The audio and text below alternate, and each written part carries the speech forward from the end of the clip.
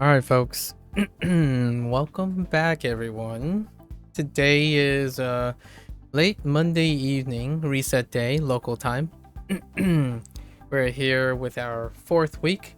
Fourth week is a bye week, so we'll reach the third milestone, but we're not gonna do the text, like the lore part, until the following week.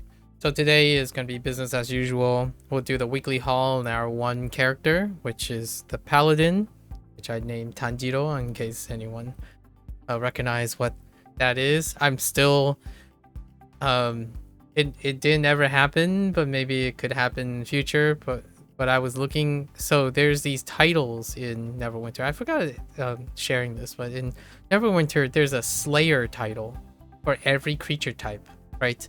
But some of the creature types only have larger umbrella creature types. So there's a Devil Slayer. But devils, demons are under devils. So there's not a Demon Slayer title. And the whole idea behind like Tanjiro, just as a fair share back in the day, is that I wanted to make the opposite of Tanjiro. So like, Demon Slayer, right? Kimetsu no Yaiba was a pretty big deal. It still kind of is a pretty big deal. And the proper demon slayer, whenever I think about Western fantasy, is a paladin. Paladins, take out demons. They're holy. And then, we had the Azamar race. So I made him as big as possible, as opposed to as small as possible. And then the whole idea was, oh man, if there's a Devil Slayer title, there might be a Demon Slayer title. So then there'd be like a Paladin who's like the opposite of Tanjiro. And then, it's the title of Demon Slayer. And that would have been cute, but it never happened. So I just thought I'd share a little short story behind why my Paladins is an Azamar, a chunky Azamar named Tanjiro. Okay, so we're gonna drop in. It's pretty quick. I think the current investment in time is like less than 15 minutes.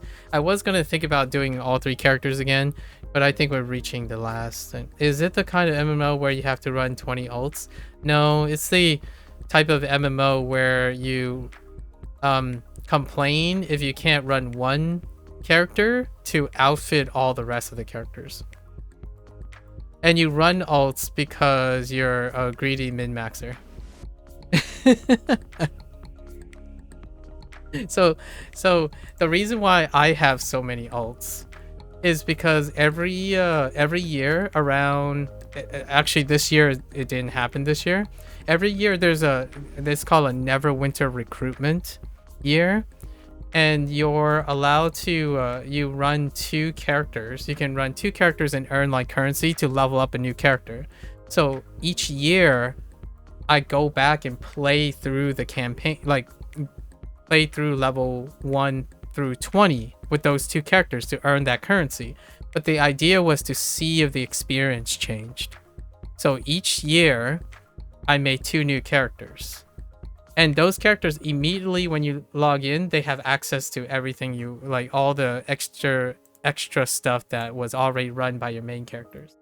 And I run three characters because those are the three tank classes. So it was by design. I have three classes and it's the three tank classes. And that's what I've done for Neverwinter most of the time. I was either a healer or a tank player. Most of MMOs, I play the anchor, which is the main tank most of the time, and the primary healer. I usually do very, like, not too much healing or anything.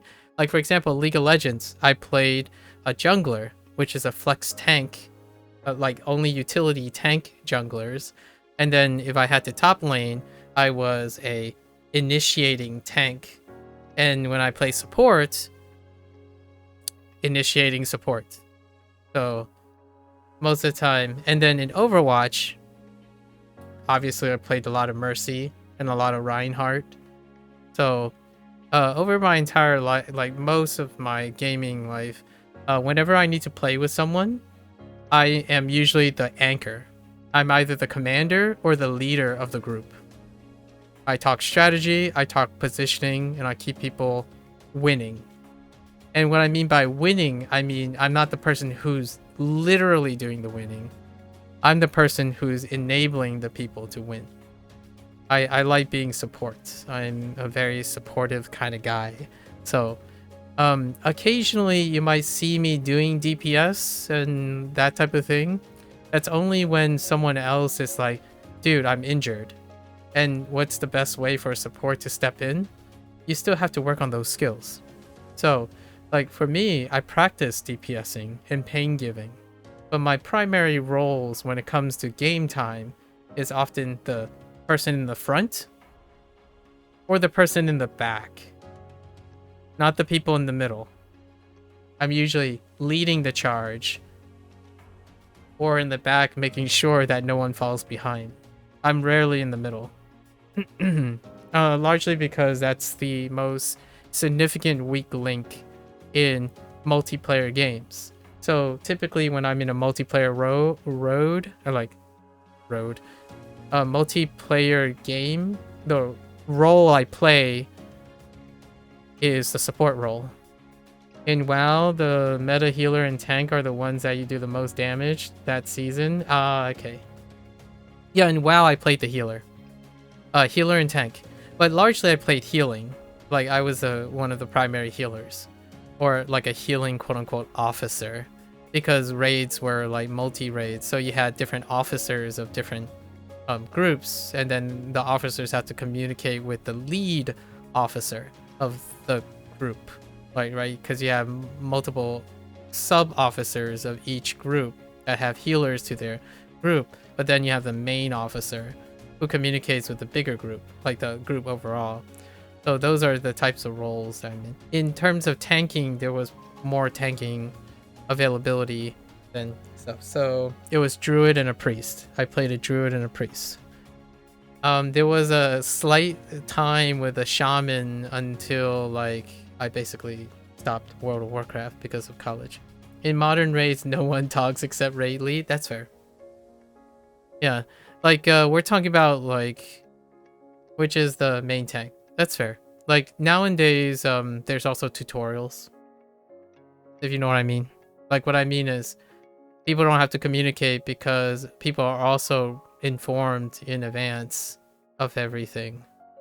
And, like, information is disseminated prior. Back in the day, when I'm talking about those situations, I'm talking about, like, we rely on the idea that people have rotating schedules and have different communication styles, and also like I'm talking about 20 and 40 stuff. Actually, how big are modern raids? How big are modern raids? Are they still 40? I remember they downsized before to like 10 and maybe 15, but I still remember like Blackwing was 20, Ragnaros was 40, right? The OG Rag was 40 people. So we had like officers in between. So, and also we used TeamSpeak back then. So you separate into rooms, and then the officers are the ones that move between rooms. So you have a main room with all the officers, which is largely led by the main person. 2, 4, and 14, I see. So back in the day, what TeamSpeak is, you had separate rooms, or at least this is what the system that we used. We had separate rooms for each of the squads. So all your parties have separate rooms, but it's the officer's responsibility to navigate between the specific party you are in and the main room, which is led by one person, the main raid leader. So 20 players, I see. And that's the organization that the people that I happened to coincidentally play with back in the day used. That's not to say that there weren't party members like that still do the modern raid thing where there's one raid lead. It was a different time, but it's flexible. Some run 10 players, I see. Yeah, it was a different time. And for the record, that commentary that I talked about from that other guy who talked about constantly insinuate that they somehow know more and whatnot. It's like, I'm not accusing that guy of not knowing more and not knowing a lot about MMOs. It's that this guy keeps projecting as though I don't know anything about MMOs. And my first thought is, well, that's pretty presumptuous. Like, it's interesting. If someone, here's my very like, if you want to throw fire on fire, for example, do you know what game is possibly worse than a 0.00001% of success after you work on it for a year or two? I live it every day. And I'm pretty good at, I think I'm pretty decent at it. At least more decent than someone who would keyboard warrior their way into a viewer that just, a content creator that just happens to play and record like 10 days out of 6 months on a game they spent a sprawling 12 years of time playing. The game of life. It's called the game of life. And I think that's lost in translation. You can run 10 to 25 people. Oh, that's pretty decent. That's a decent size. In this game, it's 10 players. It's 5 to 10 players. 10 players being trial, and then 5 players being party. And on occasion, there might be something less. On occasion, there's like a solo event or something. But generally speaking, it's 5 to 10. Around this time, there's like 0. So, like, what I mean is, the most recent commentary that I had that person was responding to was more of an address to when and where and the realities of how accessible having multiplayer things are. And then they brought up BDO because it's BD. It's not BDO. That's the meme, right? And I'm like, okay. So you're saying you still have a chance. That's good. Because like 0.00001% chance after working at it for a year is still greater than 0% chance. In fact, mathematically speaking, it's infinitely better than 0%. Right.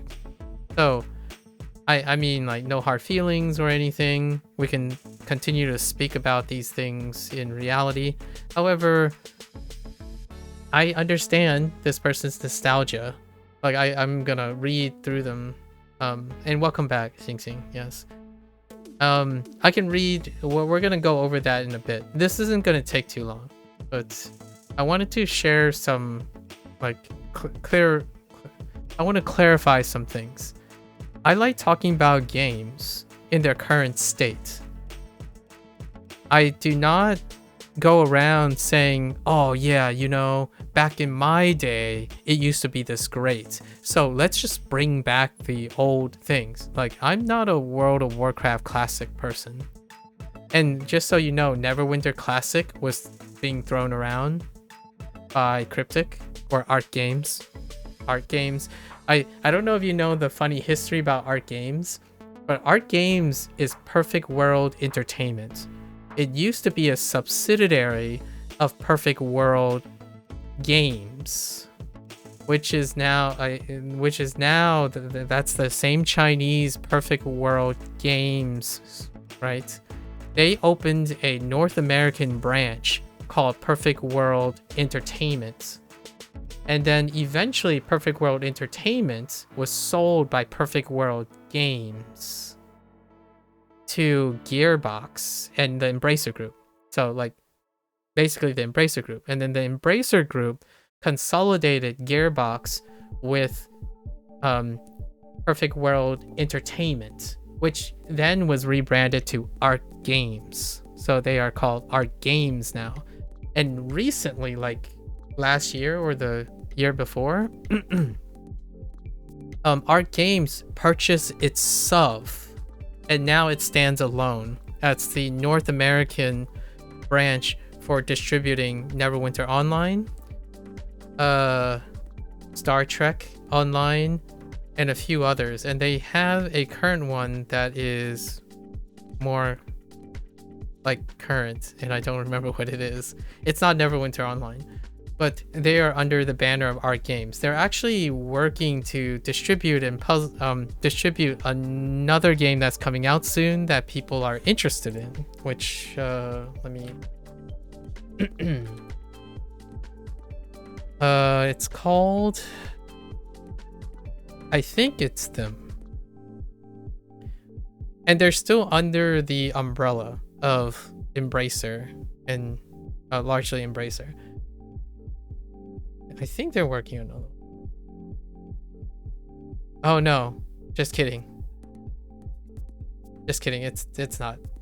They're fine. The one that I can think of right now, for Art Games that would be like relevant in today's world in terms of like in current is probably Hyper Light Breaker, and Remnant 2.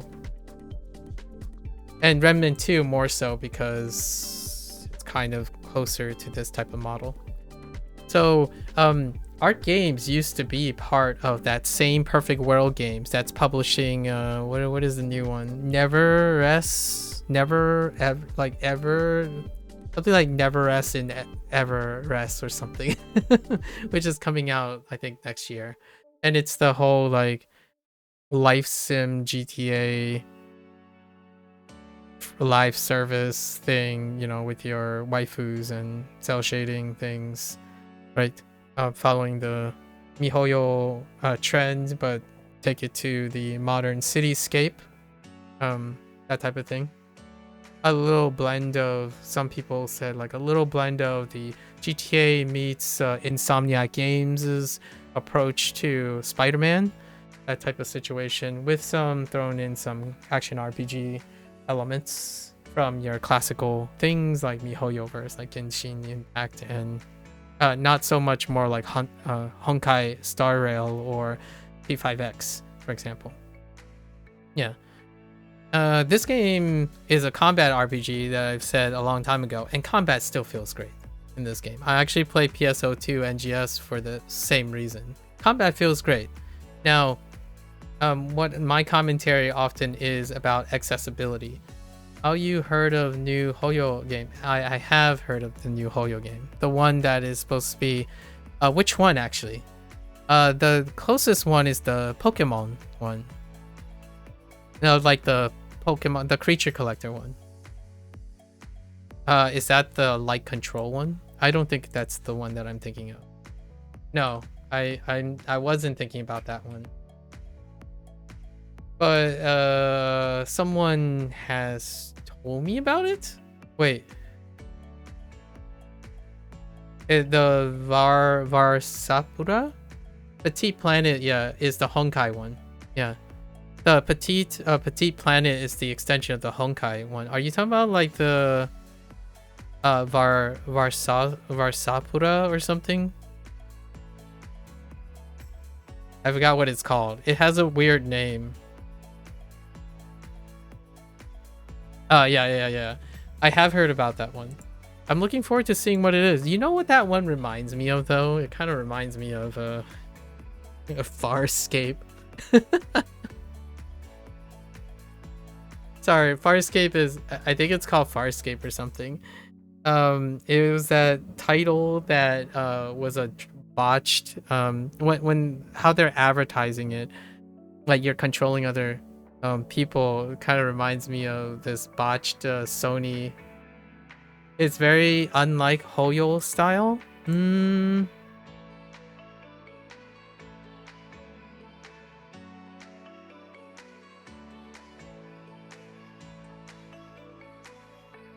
True that. Artistically it's Hoyo style, but you're talking about the coloring and stuff. Yeah, it's definitely the palette and the modeling is definitely something different. Yeah, compared to Genshin Honkai, the rendering is different, but the art design is not. The art design is very much Hoyo. But it looks interesting, like the 3D-ness, like the filled in 3D-ness of it. Kind of like automata things, right? Near automata situation. That's gonna be neat to see how well they do when they branch out from the different look.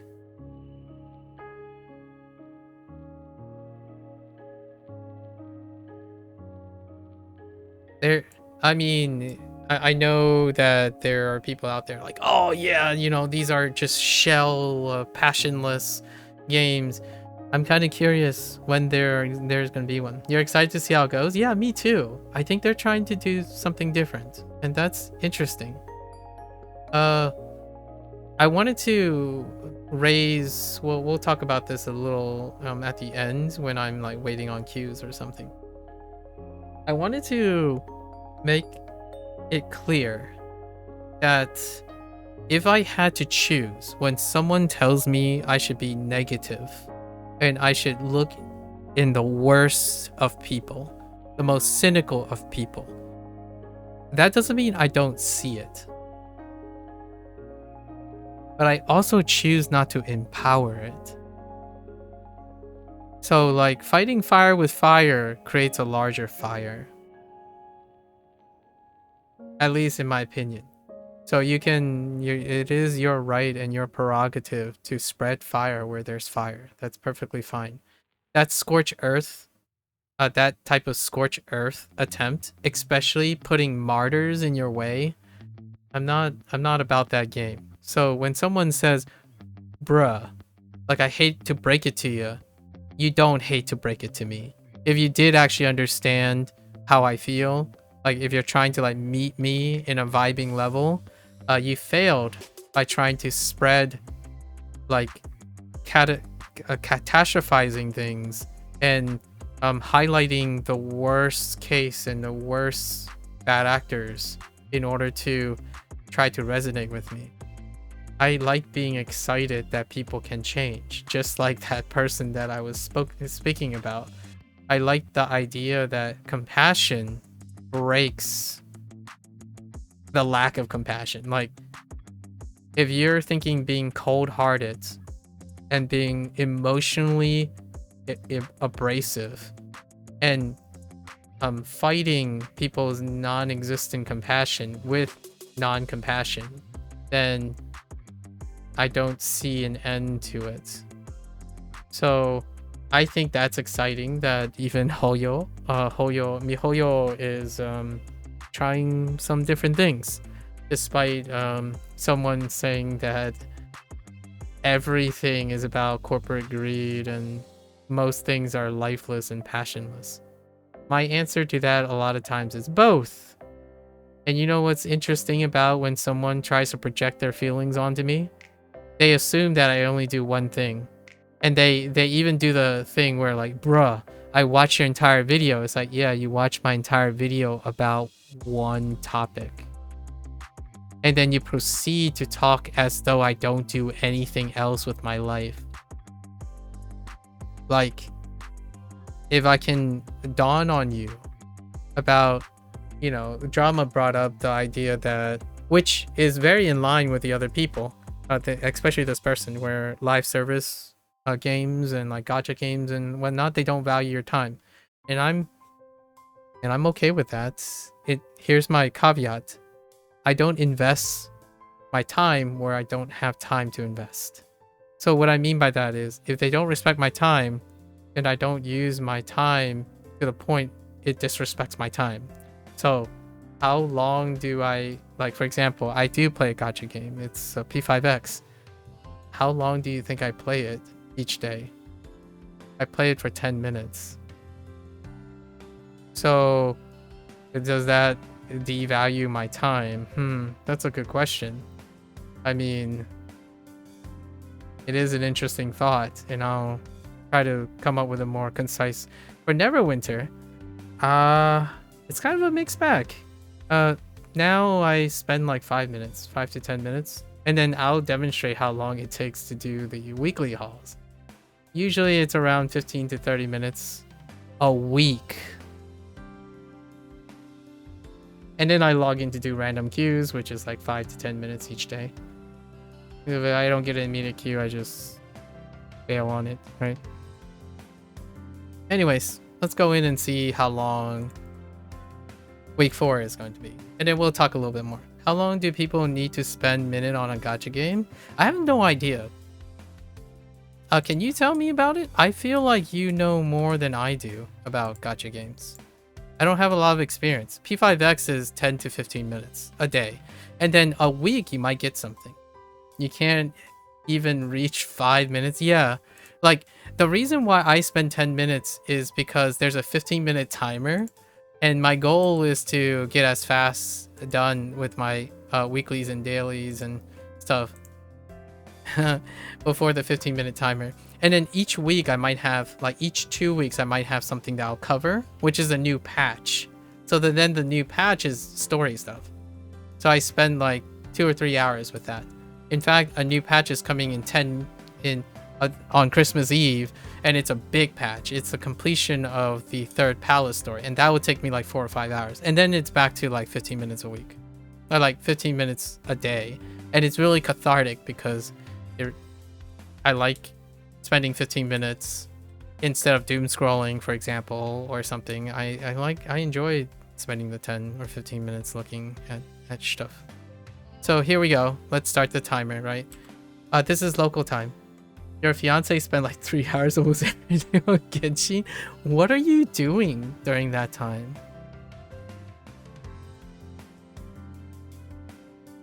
It's nice to hear someone finds that entertaining. BCG? Okay. When I want to play a game, I go on P5X and I play Tycoon. I do play Tycoon though. I play Hearthstone most of the time. I log on Hearthstone for like 15 minutes, 20 minutes. Maybe play 2 battleground games and call it a day. So to perfectly disclaim this, to place this into context so that, you know, that person doesn't come back around and like start a witch hunt or something. I balance live service games with playing indie games and single player games. Nearly 80 to 90% of my time is dedicated to single player games, to puzzle games, indie games. I love passion. Passion is what I'm trying to see in most things. Even if the passion is not in your face, I still try to see that there are people who make these things. If there's any person that is far more compassionate, it's not someone who goes around holding a pitchfork and looking at the worst in people. Like, it's so ironic when someone says, dude, I'm just doing you a favor. Like, I'm giving you a public service announcement. I care about you. I care about other people. And companies don't care about you. It's like, you don't care about people either. That's how you can say that so easily. You're using other people as scapegoats to further your agenda. If you're going to make a video game, which this person shared openly, I will still extend the courtesy to you. Like, even if your game turns out to be, I don't know, in Undertale, deck builder, vampire survivor hybrid, I will still extend the courtesy to you. That is what is lost in translation here. Like, if you're telling me you feel me, bro, you're doing me a favor, that is not the favor. Going around openly saying that, oh, game developers, all humans are like the most disgusting people in the world, you're kind of one of them. Like, you're the one spreading fire and trying to be, in my opinion, pretending to be compassionate while creating a double standard for other humans. Like, I understand, yes, it sucks, corporate greed, we lose, like, humans have the capacity to lose themselves in business, balancing pragmatic, like that video that person commented, they said they watched the entire video. That is absolutely absurd if they watched the entire video and they got that message from me. My comment was, where do we go from here? All right, on the one hand, you have people juggling this stuff, resources, prioritizing, whether they go cooperative, hardcore, or they're trying to cater to different. That's empathy. That's being compassionate. That isn't someone who's going around saying, oh, down with this, like down with that. I wish it was like this game that I imagined in my head. I wasn't upset when I said those things. It was more of a point of sadness, really, that you can get stuck between trying to chase passion while also enabling that passion through pragmatic business requirements. I was unable to pursue, in my opinion, I wasn't good enough personally, if I was being real. So I was not good enough to be able to raise funds and money. Like I was not that great at plugging and selling because I needed resources and money to do research and science and those things. So at some point, I hope that this person understands that you're going to have to make a balance of those decisions. It's not that black and white.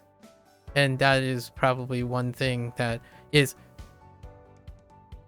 It's so difficult for me to understand how someone could claim so vividly and confidently that they watched an entire video of my commentary and not felt like I was representing more than one side. Because the whole idea is to understand the nature of all the different perspectives, not like you hyper focusing on one of my topics and like, oh yeah, this guy only cares about the solo gamer. Well, BDO only cares about the solo gamer and they still don't care about your time. It's like, okay, I understand. Now we have two problems. So what's your point? Like, do you want me to go on BDO and also say the same two-sided arguments? Like, on the one hand, BDO has 10 times the player population that Neverwinter Online does, and then it's the more evil, quote-unquote evil game. Huh. I'm not gonna go around doing that. I mean, it's presumptuous and it's a leap of logic.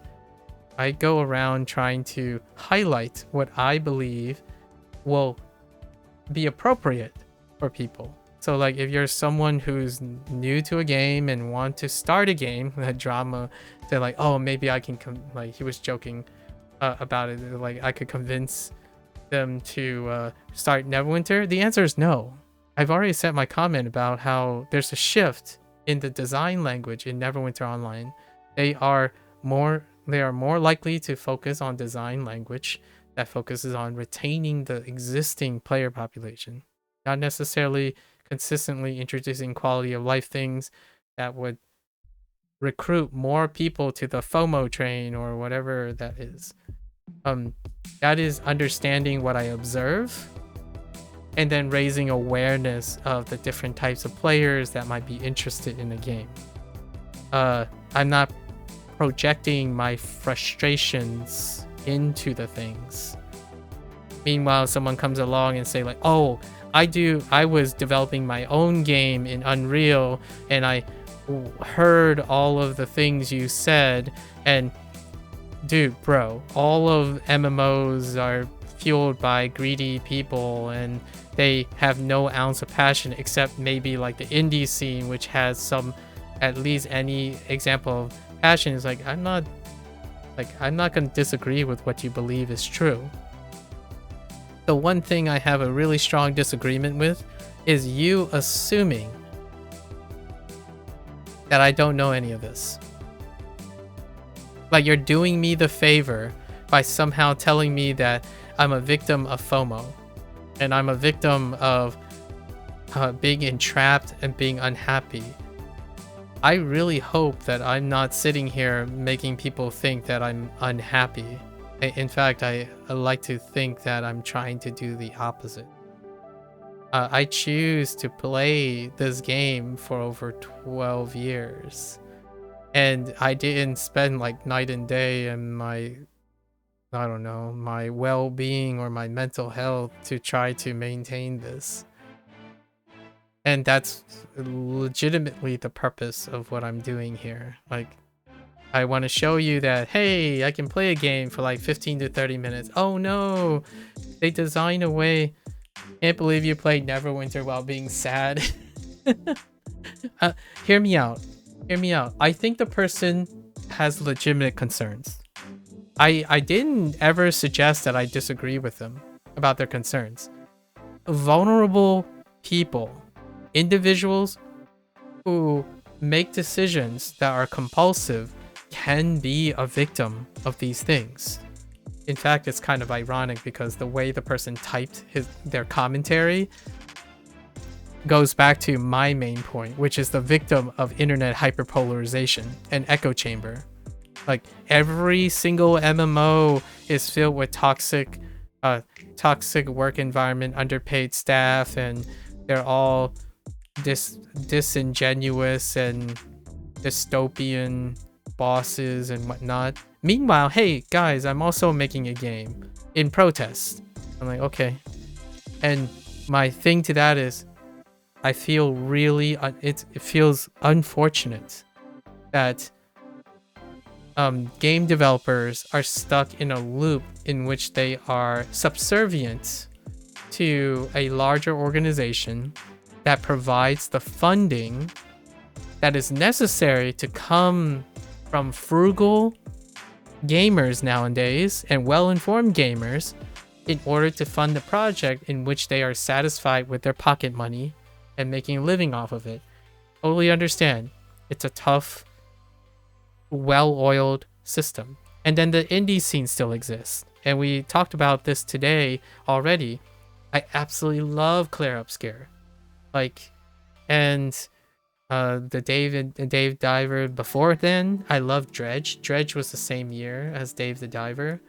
I even played someone's game this year called Kotoba Dash, and it was their first game. They really just wanted to try to make like a more interactive flashcard system to learn Japanese. I played So to Speak, which is another, it was a 7-year passion project for someone who wanted to introduce Japanese in a like a point and click like type of adventure game, right? There's Wagotabi team. They are doing a bi-monthly updated one-time purchase, both mobile and Steam store now, for a Japanese learning style edutainment game.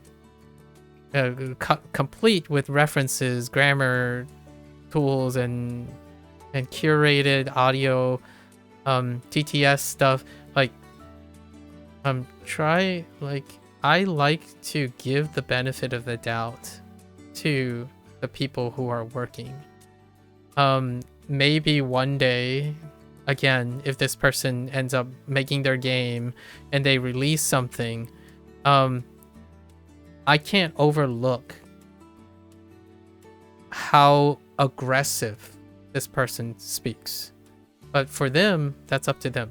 If they release a game and then my first thought is, hey guys, I did encounter this developer before. This is what the developer said back in the day. So the moment you become a developer and then you publish your own game, it becomes successful, I like to hope that you stay true to your vigorous pushback on business and acquire the balance that I can't see right now. But generally speaking, it's both. The answer is often both. You have to make tough decisions about maintaining a business, expanding the business in order to fund your passion projects. It's not really generally that either the glass is full or empty, nor is it you bake the cake and you can eat it, right? It's usually like half and half or a little of everything. And when someone tries to say that they understand me and they listen to my videos and whatnot, it doesn't have a clear answer. Most of the stuff doesn't have clear answers. If you think you've gotten a clear answer, man, did I fail the job. So that's on me. I apologize if someone literally claims that they go through an entire video and I'm ranting about something, that they literally got one message out of it. I'm not someone who has clairvoyance, like someone who's confident and have clairvoyance that can sound so assuring, like, oh yeah, guys, you know, play this game. It's gonna be GOAT. It's gonna be the GOAT. Like when I played Clear Obscure, 2 years ago, when I saw Clear Obscure, I was like, oh, this seems like a game that I would like, but it could end up like a Legends of Dragoon 10 years ago, like more than 10 years ago, where it tanked and flopped, like sufficiently flopped, right? No, Clair Obscure was brilliant and it was 2025. But what if it wasn't? I still will try my best to summarize the things that I maybe could be misleading or designs or something. I would still do that because I have chosen to play that game.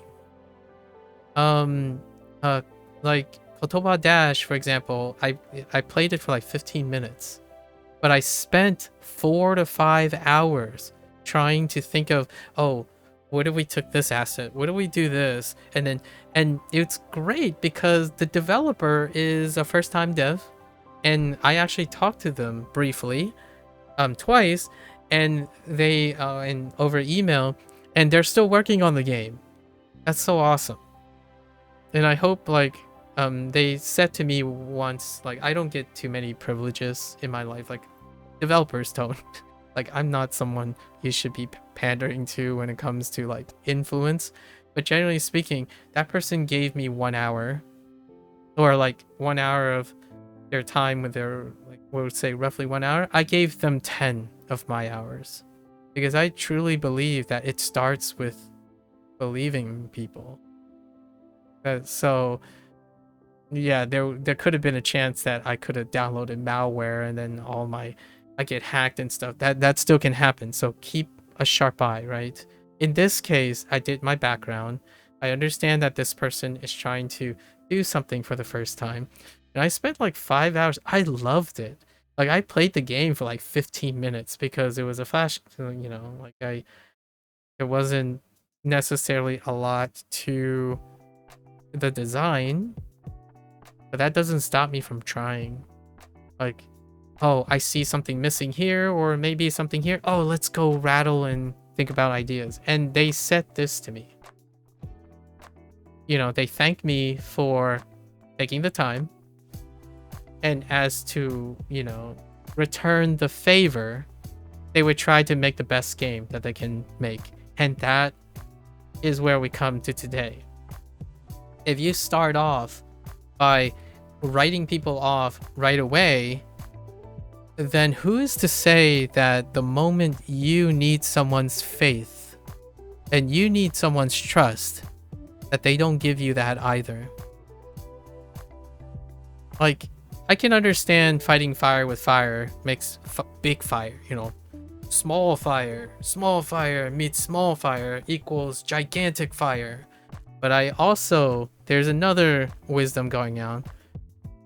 What goes around also comes around. So if you're going around saying like, oh yeah, you know, I know better than you because I'm also developing a game and I've played lots of MMOs and stuff. It's like, okay, let me know when you make a game and you release it, and then someone else would say like, look at this chump. They think they play a lot of games and their game plays like garbage. Because to me, I am very not that person. Like, I would try in my darndest most of the time to know that you start somewhere. Like, that's why I also told the person, like, you do understand that I don't play MMOs previously nor currently all the time. You say you're similar to me and you know where I'm coming from, but you keep saying things that are legitimately not representative of what I think. And yet you say you watched the entire video. So that watching the entire video doesn't guarantee that you understand something. Like the last time I checked, people watch hundreds of videos, even thousands of videos, possibly without understanding a fraction of them. Now you can watch things from your own point of view, through your own filter, for sure. It is difficult for me to get behind a developer or like someone that I trust who can so easily hate and spread malice and sometimes even disinformation or misinformation so openly and so easily while saying that they're doing good and having my best interest in mind. You're not giving someone a break, and you're not hating on doing it. You literally hate. You like to hate on things. That is what's demonstrated.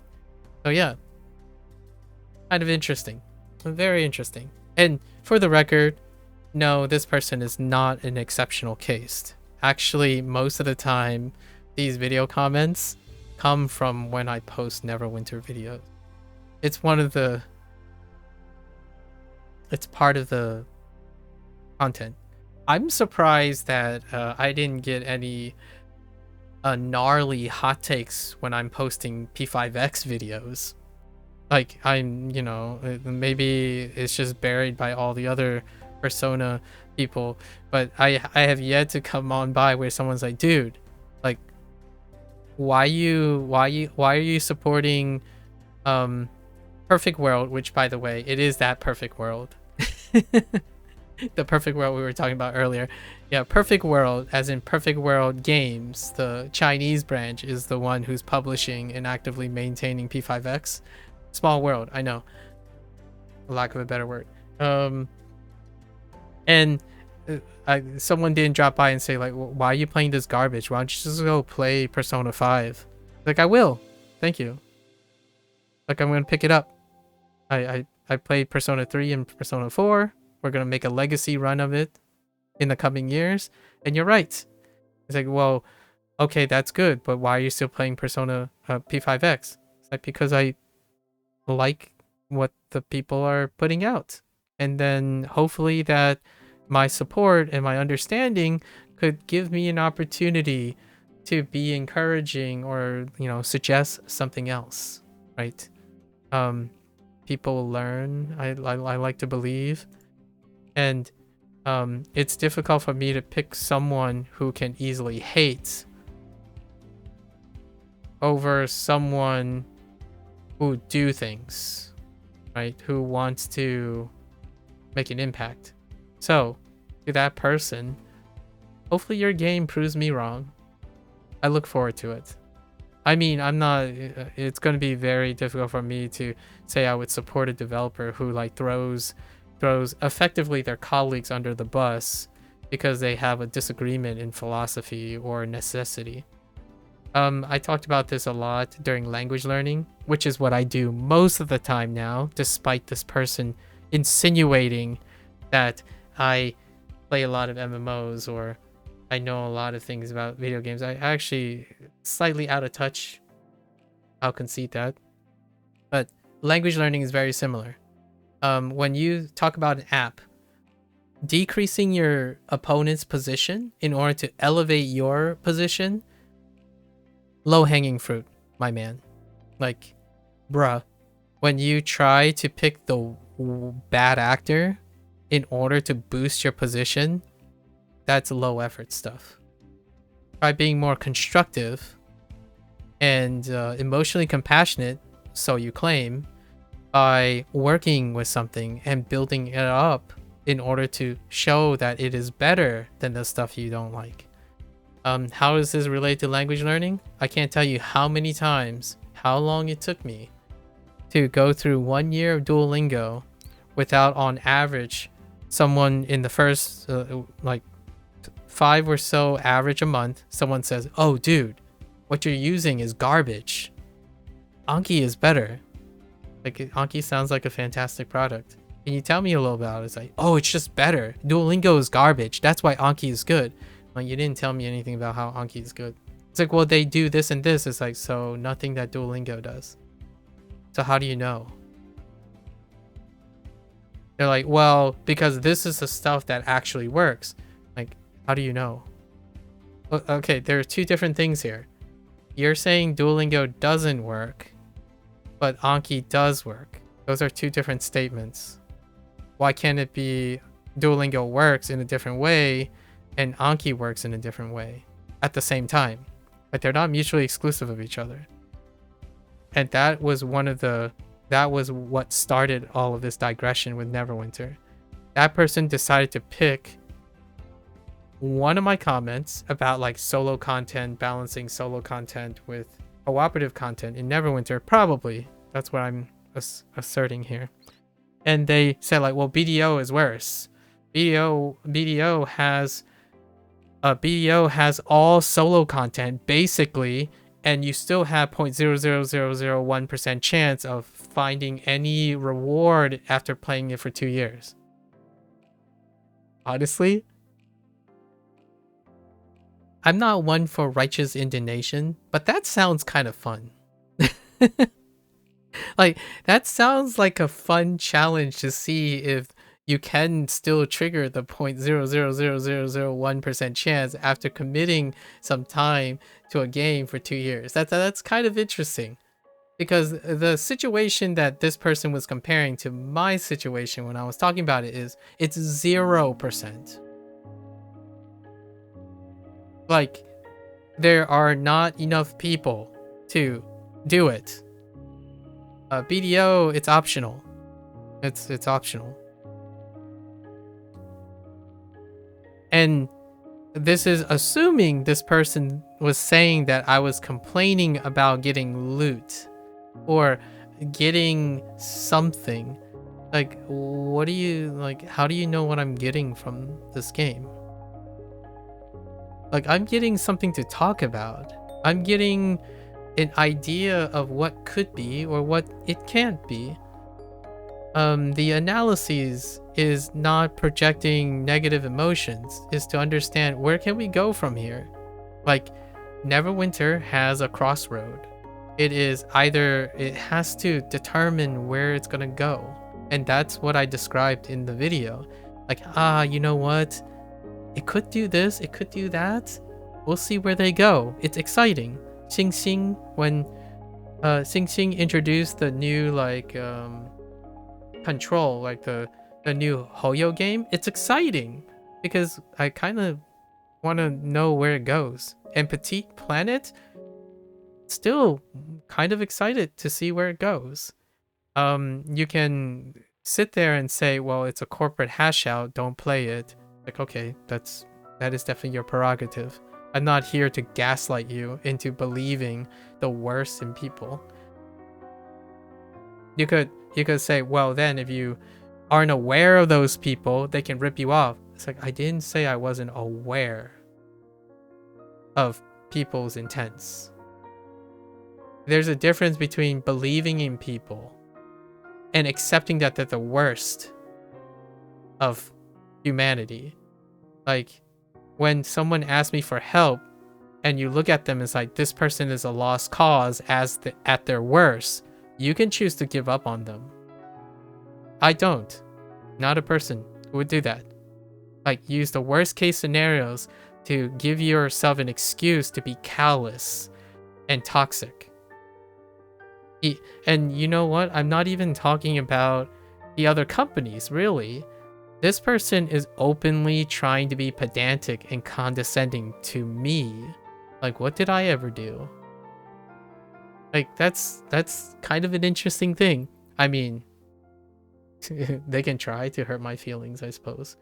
I think I have plenty of feelings to go around that aren't negative, so I think you can be as negative as you want.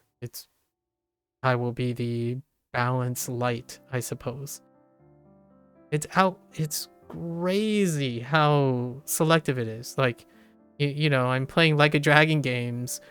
I've played like 6 months worth of Like a Dragon games, and not a single comment like that, because single player game, I suppose, Sega, I suppose. You know, played through like 40 different indie games, And in the moment I play Neverwinter and put up Neverwinter, this is what you get. Like, dude. Like, if you're raising a case against me and then you're talking to someone, I think it would be at least a little bit respectful to not presume something that's right in front of your face. Right? Like, what is my favorite game of this year? A little Claire Obscure. And where did you get that dialogue, that strong dialogue of echo chamber, like, oh, the death of AAA and then the death of live service, no one likes MMOs, and so the peak hour. Where do you get that echo chamber? Because guess what? I'm aware of it too. I'm absolutely aware of it. Do you know how one can stop that from happening? Encouraging someone to stop that from happening. Unless, hear me out, Mr. Stranger, you are going to design that MMORPG from your passion and demonstrate to the world that it can be done. And I will be there sharing the very same courtesy that, you know, a dead game, right? Can't believe you played this dead game. Man, that takes me back.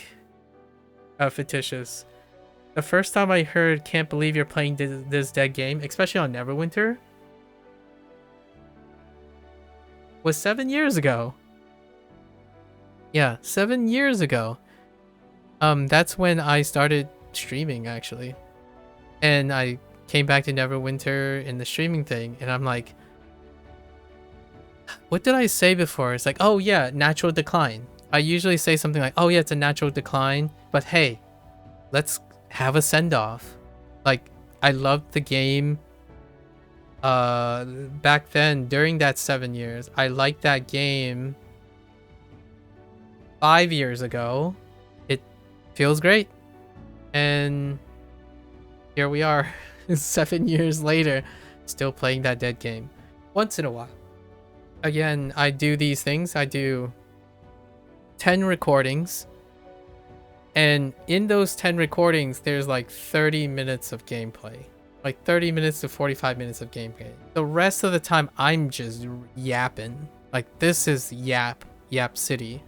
I like live service games because I utilize that time to actually do something outside of a live service game. I'm sorry to like other people who like invest their time and then they're very, I get that. But for me, I like doing this because it's a backdrop.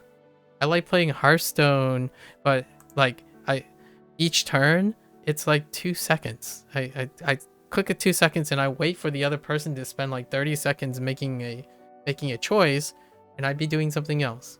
So that's where live service fits in my lifestyle, right? Like, I can hear this is even wilder for Atlantica Online. It was the first time I did this. There was times where I played games where you don't do anything in the game. You put it on autopilot and then you just leave. So it's like more like a slow cooker, right? Atlantica Online was the first time. This was back in... This was like 20 years ago now. Something like that. Wait, am I that old? No. 15 years ago. 15 years ago, Atlantica Online, it's a Korean MMO. You have things like auto crafting, autopilot, autoplay, and whatnot. And that's what you did. So what do I do during that? I don't sit there and look at the screen. I'm going to be fair with you. And hear me out. If you've tried quite a few MMOs, yet none feel as enjoyable while casting your combo as Neverwinter, at least as a Warlock main. Yo, dude, Warlock mains, I tell you, things explodey. Let me reminisce with you. Dude, face rolling. You know, back in the day, we're gonna say roughly 12 years ago, during the beta, like the Blade Masters, right? The current, like the old Blade Masters, it's like you just slam your hands on the fingers. You just slam on each key as quickly as possible. And that felt like, that felt funny. I still remember back in the day, man. There's basically no cooldowns. The cooldowns didn't even exist.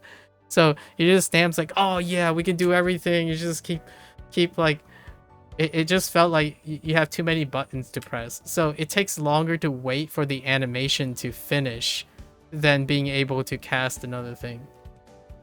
So I still think the combat in this game is fantastic. Maybe if they like make a new game or something like that, I hope there's something like this still exist. Thank you for sharing. Yeah, the warlock. Yeah, warlock. It does look great. I don't main a warlock. However, my brief like recruitment, every recruitment week, there's no recruitment this year, but recruitment I would cycle through all the classes, and warlock does definitely to be hitting that combo life. Anyways, I just thought I'd share a little bit. There are ups and downs. There are pros and cons. How you use your time. I hope that most of the people that I speak to over time are individuals who have control over their choices. Because, yeah, like this random stranger said, it's quite dangerous if you're a person who succumbed to FOMO and like habit formation that you're unaware of. I literally, that's the point of my content. The point of my content is to explore that. And when I make comments about, oh yeah, if you're someone who looks for specific things, like maybe this, which is trendy, then it's not for you. And hopefully you're aware of that. It's good to make awareness that you're like when someone says, oh yeah, I'm gonna play this gacha game. And my first thought is, oh, here are the odds of the gacha game. This is what I think is the compulsory limits of this gacha game, and how they are designed, how they design around this gacha, and then what the accessibility level of this gacha. I'm not saying if it's a pro or con. I'm trying to give information to that person in which I hope that that person is able to synthesize that information in order to make an appropriate decision. And sometimes it does involve suggesting cautionary tales, but I try to limit that. And this person that typed a video comment, by the way, I do love video comments. I don't get them very often because, you know, small content creator and all that stuff. But when I get a video comment, I try to frame around how to make that video comment informative and useful. And this particular person, it strikes to me as a very either angry or sad person. And I hope that they don't feel as sad in the future and they continue making whatever game that they say they're making. They showed up every once in a while. Every time I'm like digressing about with a game in the background, digressing about it in the background, they would stop by and they would tell me like a hot take, like, yo, dude, like everything X made by X is garbage. Like, it's not worth your time. That type of thing. And I'm like, I must be coming from somewhere. The reason why I'm speaking right now about it is because I want to diffuse the idea that I resonate with any of that. Like, if you don't find something enjoyable, please either seek awareness or someone you trust, family and friends, and be able to divorce yourself from a choice that you make that is inherently making you angry, upset. So angry and upset that you go around picking fights with other people when they're not even fighting with you. Like, I think you have valid concerns. Why are you angry at me? Or why are you like so direct at me? The last time I checked, I hope that you make a banger of a game. And you know what? This guy, I hope that they make an MMORPG that doesn't use a live service model, Western fantasy, and they buck all the trends. They're able to produce endless content that takes a few minutes to reward players over and over again so that they constantly have like a 100% chance of success that's reflection of their reward and investment of time or something like that. I don't really particularly know what the point of them making other than every company is greedy, so they pad out the experience by reducing either the possibility of a loot dropping or like making it so that it's so tedious that you're locked in, and then they dangle a carrot in front of you so that you keep playing. If you're in one of those situations, I hope that most of your life's obligations are in order. If not, let's talk about it.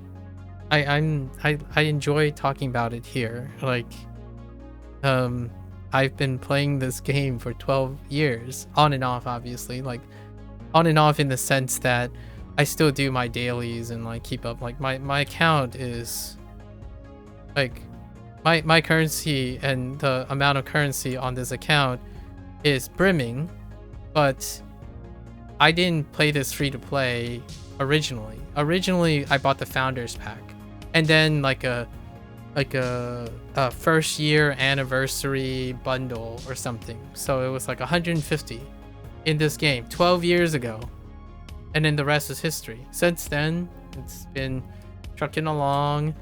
Like, I thought this game was incredible. It's a wonderful follow-up to like breaking away from the tab targeting of World of Warcraft.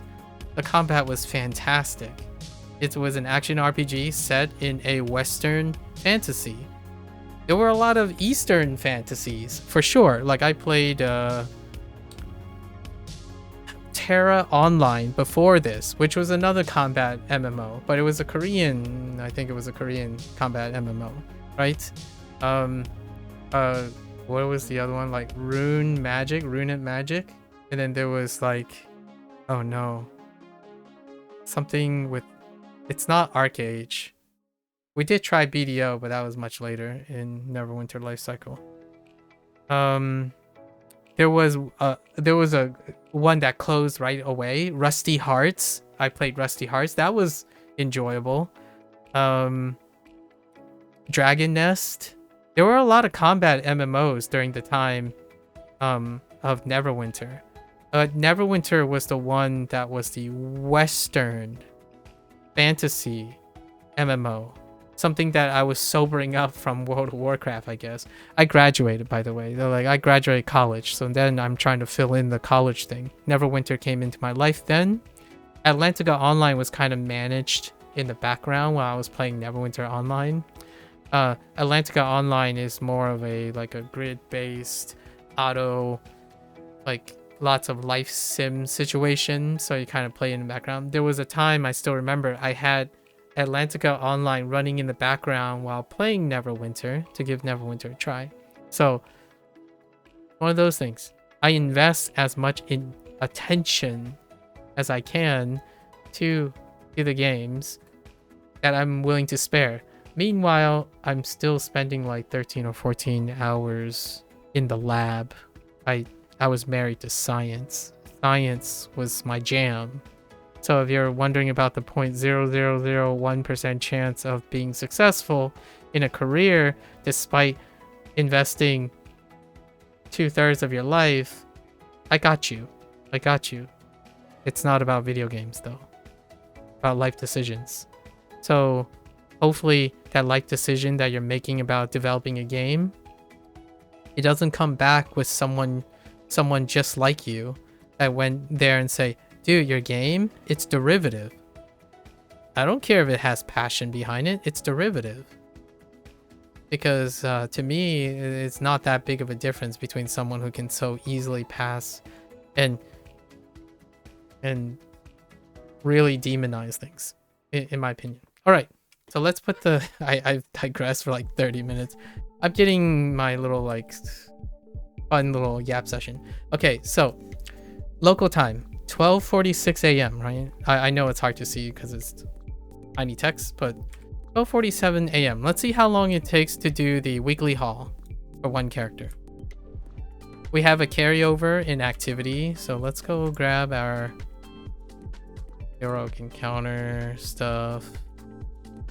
Let's go grab turn in all our repeatables that were carried over from last time.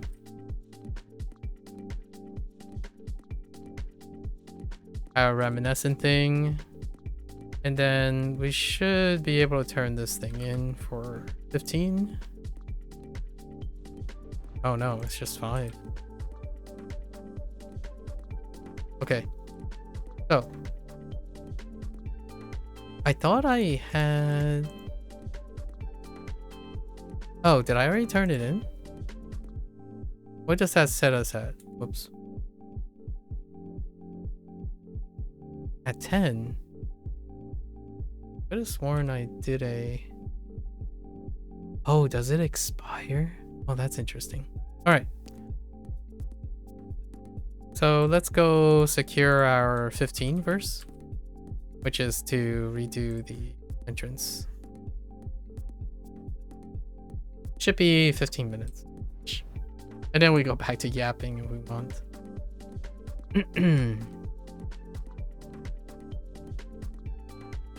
Alrighty. We run. We do a dash target to save some time. Oh no! What's his name? The dude. Him. The Tenebroloth. Or, yeah. And we run here. Run. I need some speed. Alright. We run. Take care of the little red wizards in the middle here. Coming up.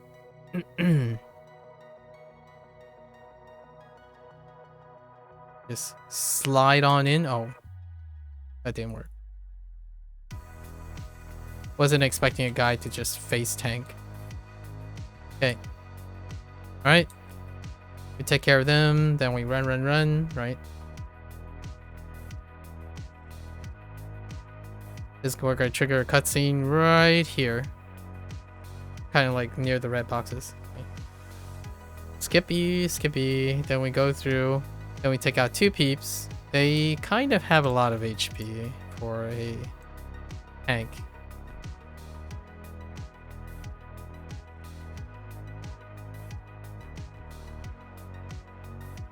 Alright. New zone, cutscene, hold escape. I'm skipping the cutscene right now. You're not going to see the load screen, but... Okay. Hop in, try to take care of these guys. Maybe... It's going to take like 2 minutes. Oops. One of my inputs got eaten.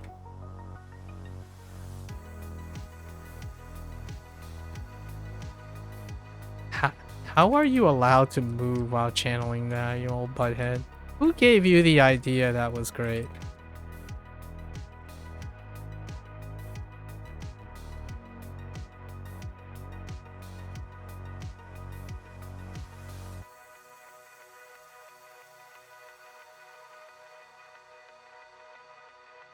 The eyeball guy is very annoying.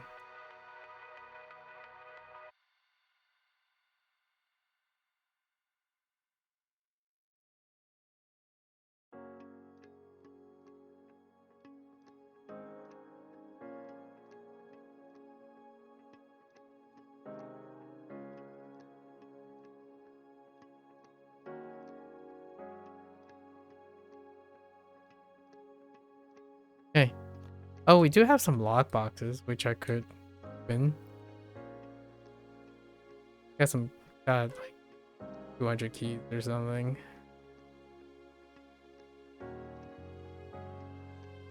All right, so that gives us 25, right?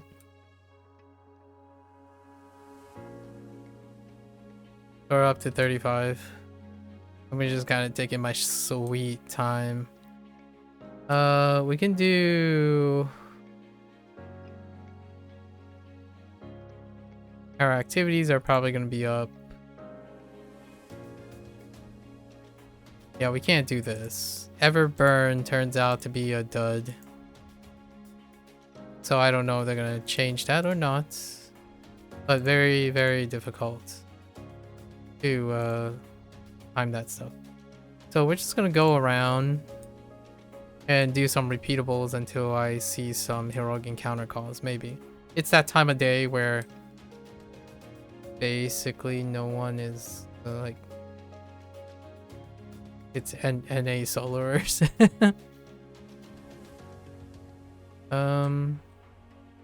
Why are you highlighted? Oh, it's probably because of the resistance members. Okay. Let's go grab the resistance members. That's pretty quick. I have no traction of...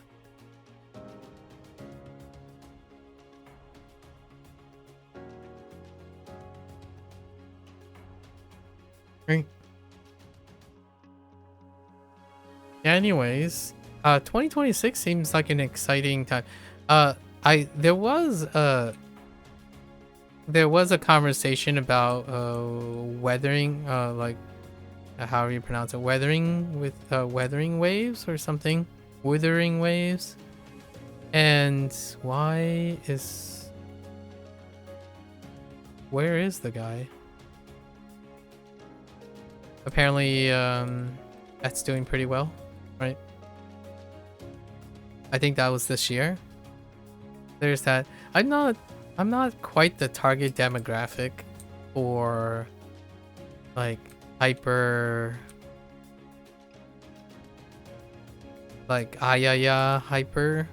so I am a little bit excited for see how Crimson Desert goes about. I don't know if it's this year or I mean if it's this coming year or not. Looking forward to seeing what they make of it. It's kind of like, oh wait. Oh. Okay. It'll be interesting. Eastern but Western. East meets West.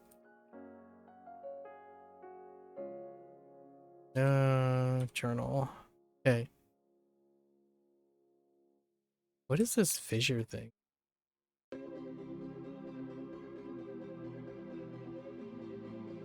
Those fissures. Oh, that's like the portal stuff? There's a part of this map that is so one direction that is pretty wild. Like this part, like going down this whole right side is interesting looking. And this map has been wonderful, but it's also kind of weird in a way because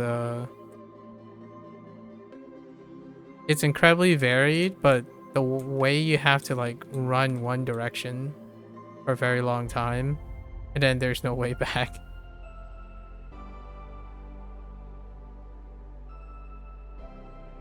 It's not like it's not a sprawling interconnected map. It's more like a scenic. Everything, all the pathing and stuff is very scenic.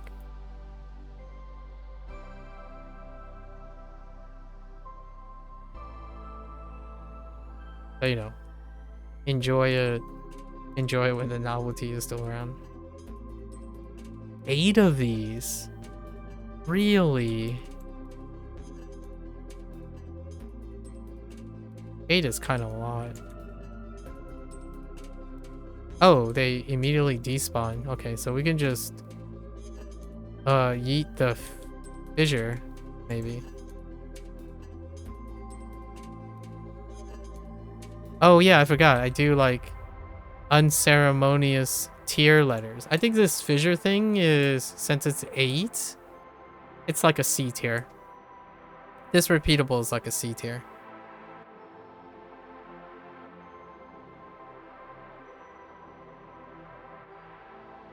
Hey, can you destroy this with me? Thank you.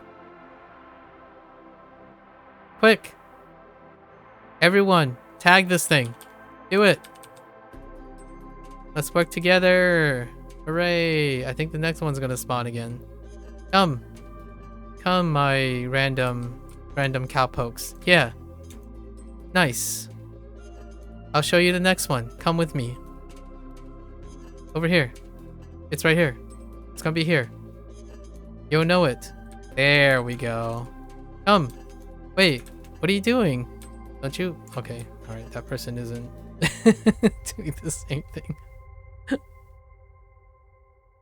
I was playing that up a little. Lava fishing. Okay, the fissure thing, C tier. Because you have to backtrack a lot. What about lava fishing? Let's take a look at whatever lava fishing is. Can I? Please. So go lava fishing. Ashing grubs for steady current. Spearing worms for heavy current. Magma clams for bubble and churn. What does that even mean?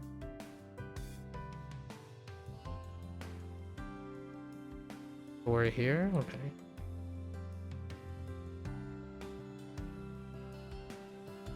Yeah, this map is so scenic. Scenic also means lots and lots of pathing. You gotta path quite a lot. Kind of like one way in, one way out situation. But the map is a treat.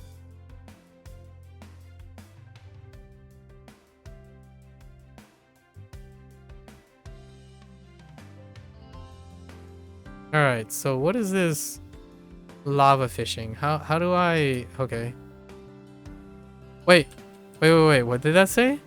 Check current.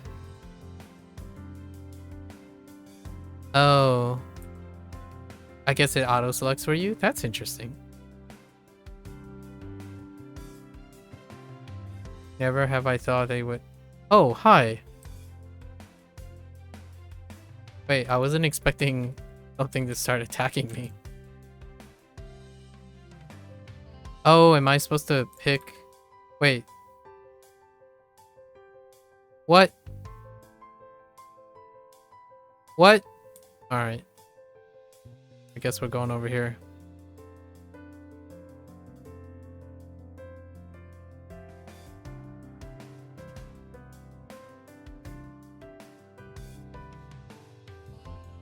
Wait. The pop-up is happening in the middle of this. Alright. Can I choose a different one? How do I... Nope. Okay. I think I have to go to a different fishing spot or something.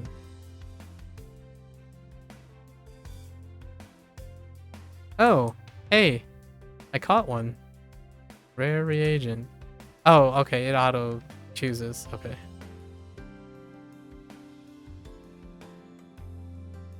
Whoever thought of fishing in a lava pool, huh? Oh, nice. 2 out of 3. Can we go, Oh wait, that wasn't a fishing spot.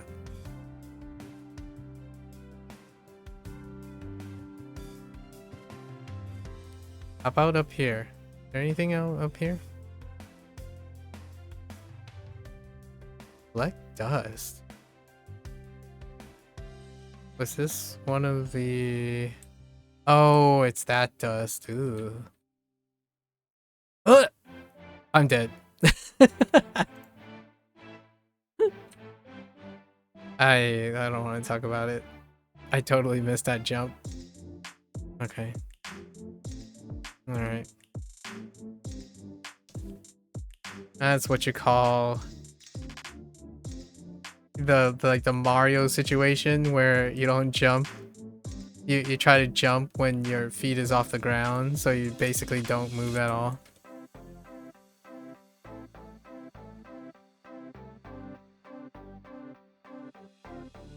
None of that modern like buffer jumping.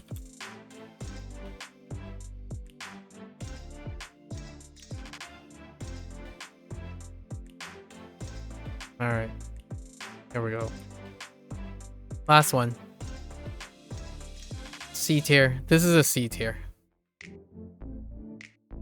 We did start off fairly strong. Lots of the repeatables were like, there are quite a number of S tiers.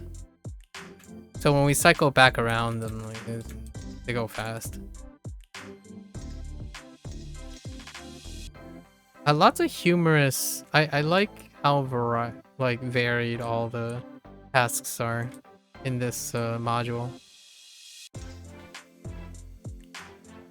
Why does this guy hit like a dump truck?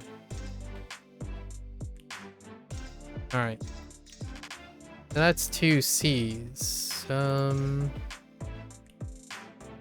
Which one was the mirror thing?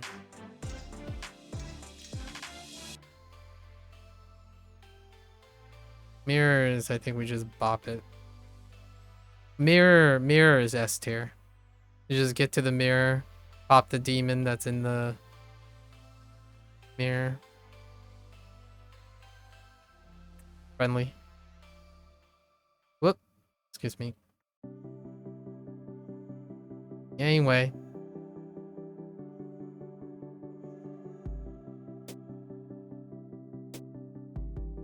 All the gelatinous cubes.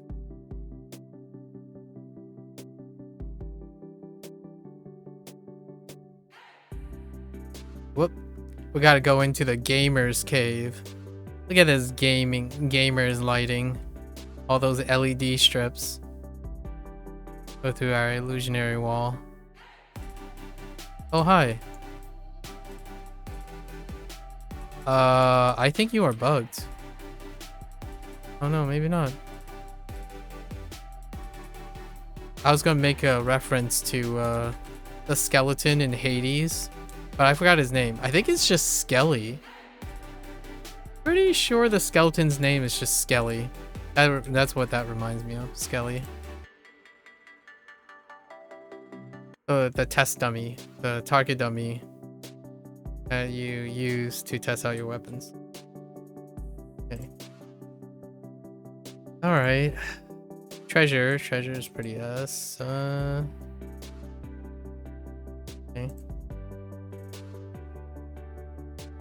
Oh, the fissure.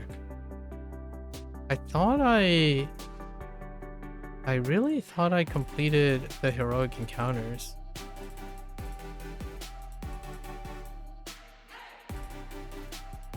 Guess not. Alright.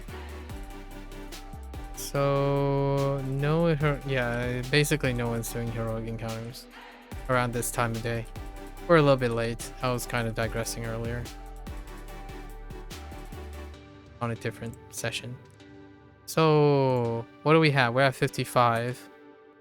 So basically, let's go and try to where's our activity at? Our activity should be carrying 75%. I think we'll probably complete the activity soonish. Look at all these tasks. What the heck? Alright.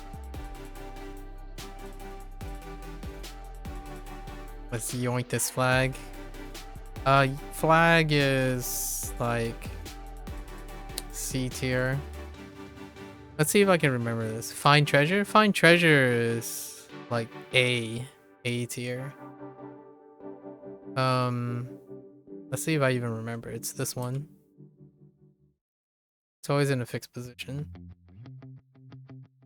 You have to go to 2 places. So this is the one here.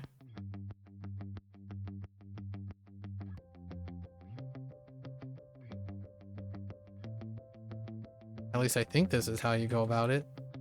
Go through here. And then back here. And it's this one. So A. Definitely A. If not S. This one's great. Okay. What else we got? We got complete hero encounter. Ghost tears, bit of a B. Fiendish disturbance. I don't know which one this is.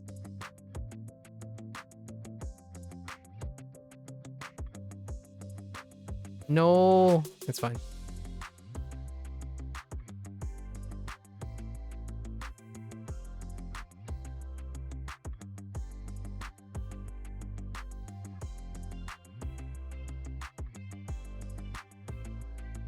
Which one is this?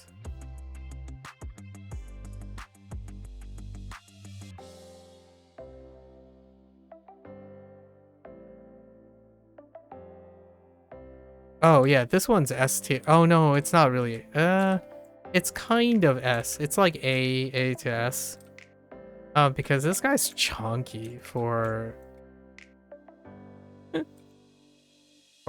for just a car. It's a little bit chunky, but I think this is S for sure. Like there's no danger and pretty much ends here.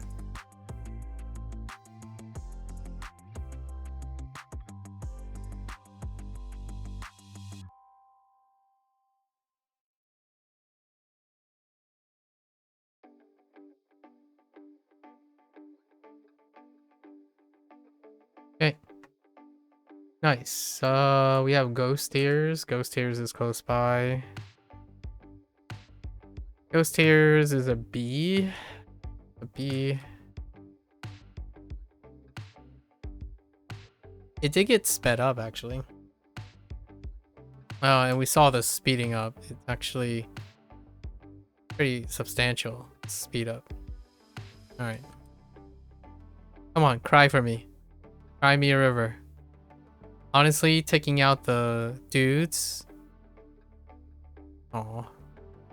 Taking out the dudes give you more tears, so you kind of want to incite them.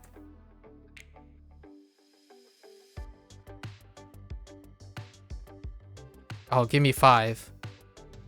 3? I'll take 3. Give me 5.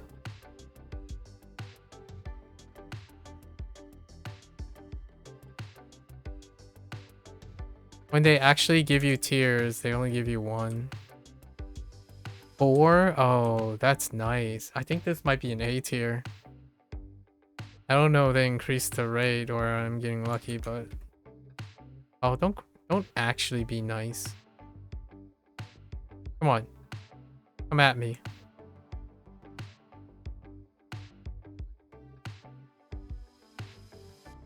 Nice. Yeah, that's definitely an A tier. Next one.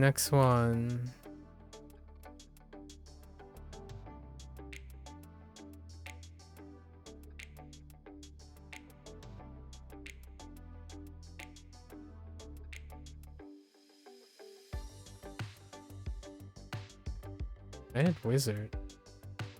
Where is this? Right here? No, that's fissure stuff again. Alright, we can do the fissure stuff again.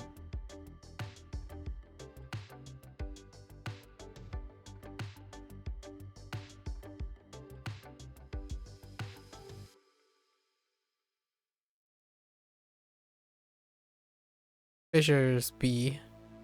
B-ish.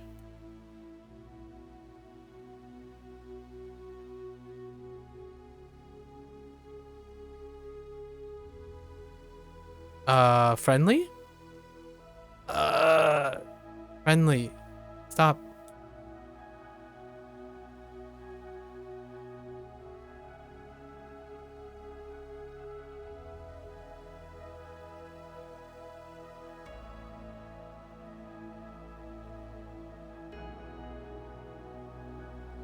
Alright.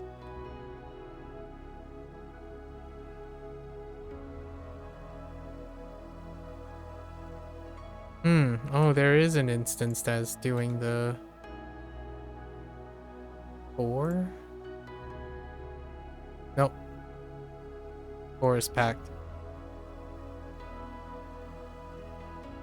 Just go back around.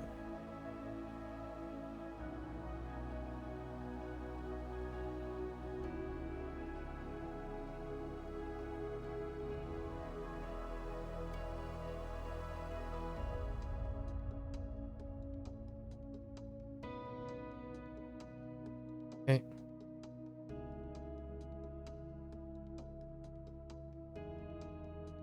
Yeah, I kind of like just doing the top rotation. Not bad. They kind of just feed into each other. You can take them out before they spawn the guy. Come on.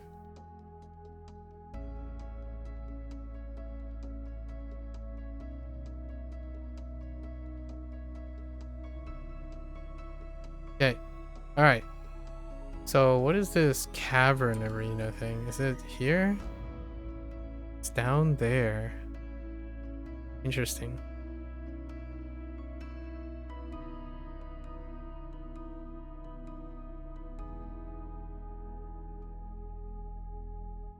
Okay.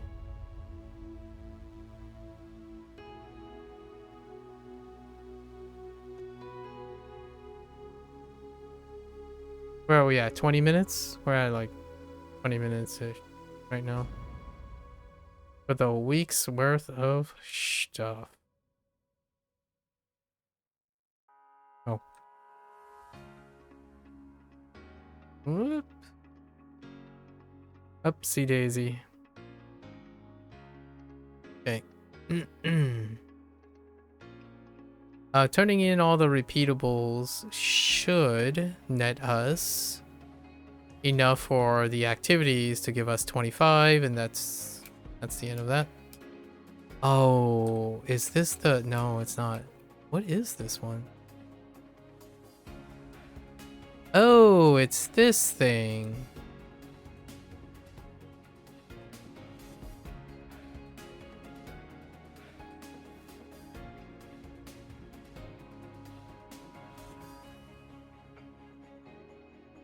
What is that guy swinging at? Did that guy just... Oh. That's intriguing.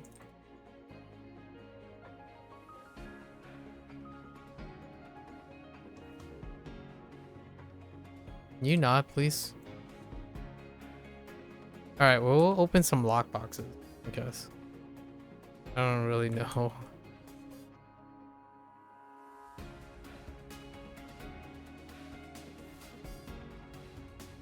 Oh, I see.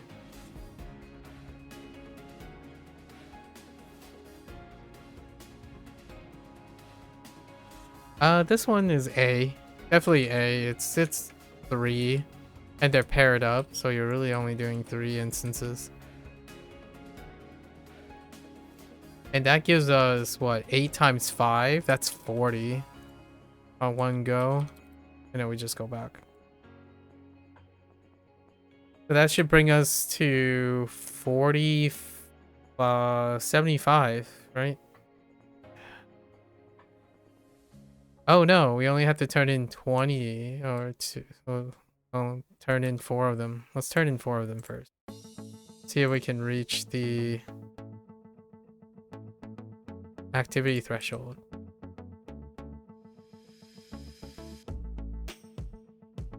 Oh, I missed one. Oh, I actually missed 2. So that should give us 25. And I was kind of hoping this triggers the weekly active. 88%? Alright.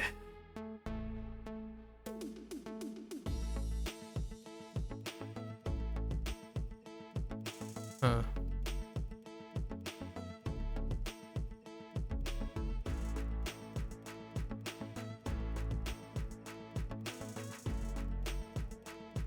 Nah, we're just gonna go. They just turn in the rest. Oh, how did I miss?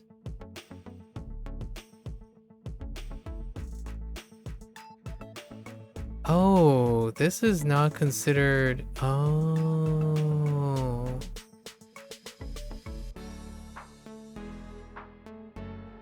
All right. I see. All right. I guess we're doing this. There's a repeatable that requires you to do a heroic encounter along with the weekly. That's interesting.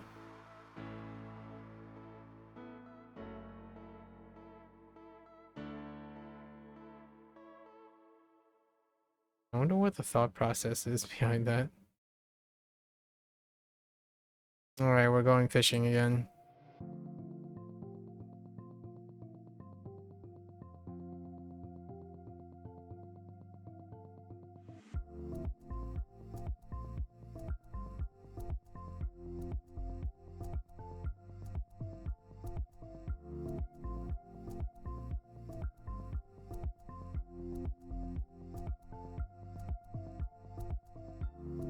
We'll save the activity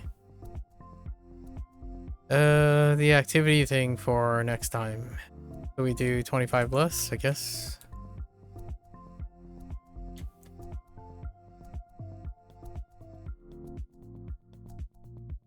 Repeating the oh, this is how you select the different things. Oh. You have to like move your cursor.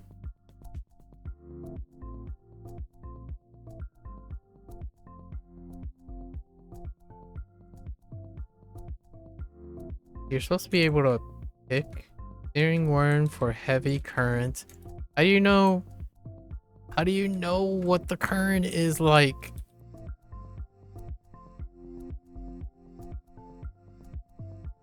Dude, why do you look like a dump truck?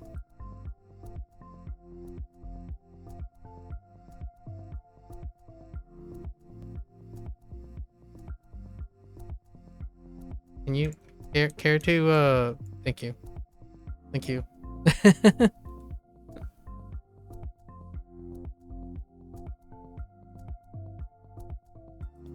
I can't how do you select the oh, I know. No whammies, please. Thank you. What was this for? What is this for?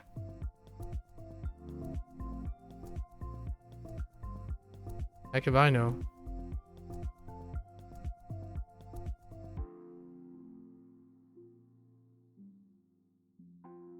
No whammies, please. Appreciate it. Hey, can I fish with you? Good talk. Oh, did I get in the way? Oh, my bad.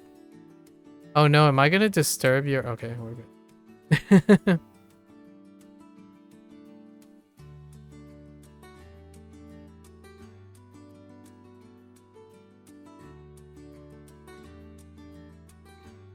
My bad.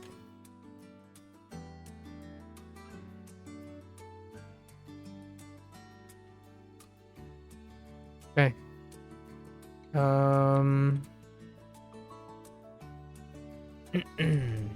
The mirrors nearby. And then we have another find treasure. Okay. I think if I had to do it, I would only cycle the one dude. The one dude has some S tier stuff. So instead of doing this stuff. The mirror, the treasure, the pillars. So it's probably like, what is it, like Calera or Laura? Salora person. Now we gotta figure this out. Cycling them is super fast. Like this is super fast. Oh, I totally missed. Fine. Yeah, oh, cool. Valora. The Valora character gives you some wicked fast collection.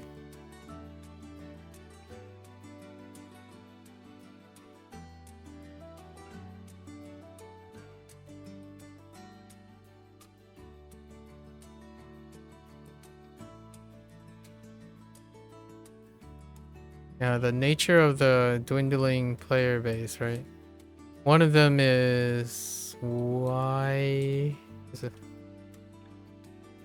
Wait, what's going on? Why are you pointing me? The nature of it is like during this time, there aren't enough players to even do the heroic encounters. I'm looking at the public zone chat, and there's not enough people to even do the heroic encounters. Oh, wait. Oh, wait, am I? I thought I'm looking for treasure. Is this a different thing? What's going on here?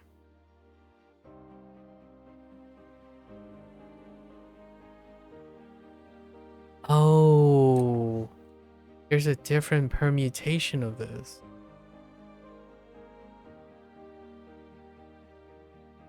I have no idea where I'm going.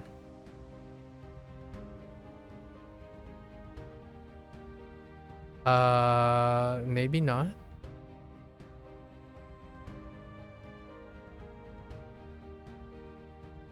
Can you not, please? Please. Okay. We'll guess this one.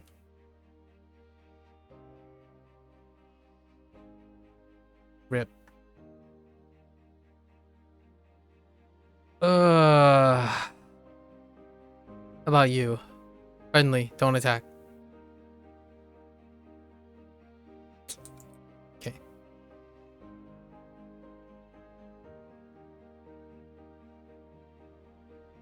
So that explains that.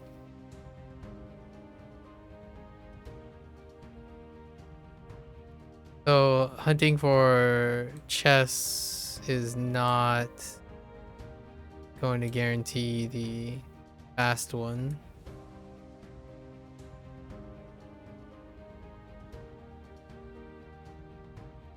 That's not it. That's not that. Dang it.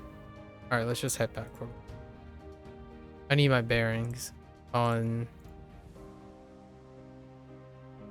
Valora's thing. Is this a Valora quest?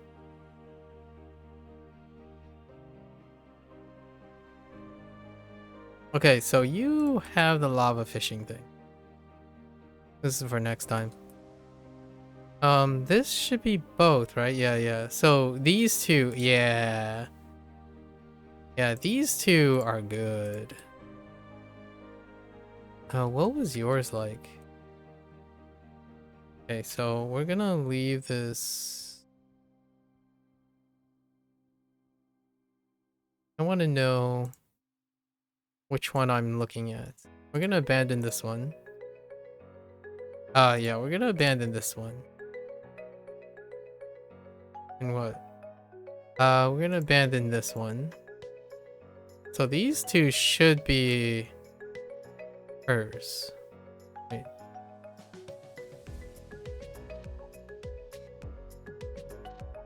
So we're gonna do these two. So the wards are good. Wards are just this area. And then what is the disturbance? You just quickly, you know, aggro all the skelly. Come on, party up. Not like that. Please. Let's get a little friendly.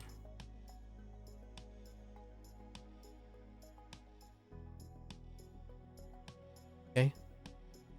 So you only have to interact with these 5 points. And it's right near base.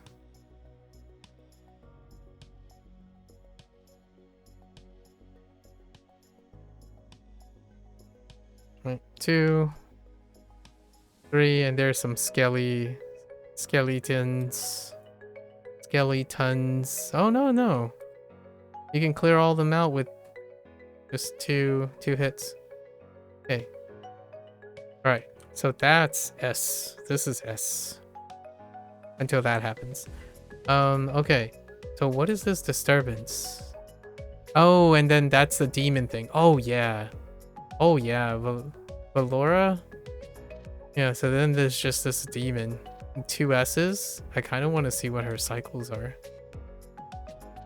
I just go back and forth between using Valora. That's how you get some extra time. That's probably what we'll do to next time.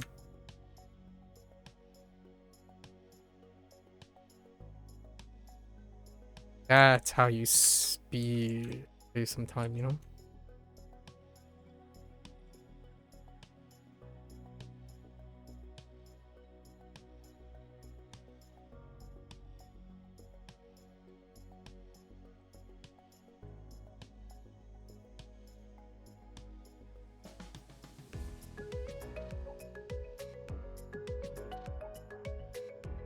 All right. Yeah, just do the Valora thing and then go back. And then turn them in and then go back and just turn them in. Let's see what her rotations are. Like, you bring, yeah, those two. So we're at 100. And then it's the servant. Oh, yes. And not the fairs and all that. That's the magic mirror. Oh, yeah, yeah. You go back and forth and just do Valora. She's so much faster than, like, what is this nonsense? Mako's. Like, why Mako's? I mean, I guess you can stack it with doing heroic encounters. And then this, like, this treasure along with the lava fishing? Nah, chief. Let's not do that. Anyways, we have 25 for next time. What was yours again? Oh, this is the defense point thing? Nah. You're so lost in the lore. Thought Mako's had died. He did! He died, got resurrected, got resurrected as an undead, and then actually brought back to life. So he was like, he died. He like Goku'd, basically. He not only died, he got resurrected as an undead, and then he was given a second life. So like when he appeared through that portal, I'm like, oh yeah, that's right, he's alive now. Yeah, Mako's has been like, Mako's been around. Like, he's defied death several times. It's almost like the storyline of Goku from DBZ. Okay. No Dragon Balls were involved in his resurrection.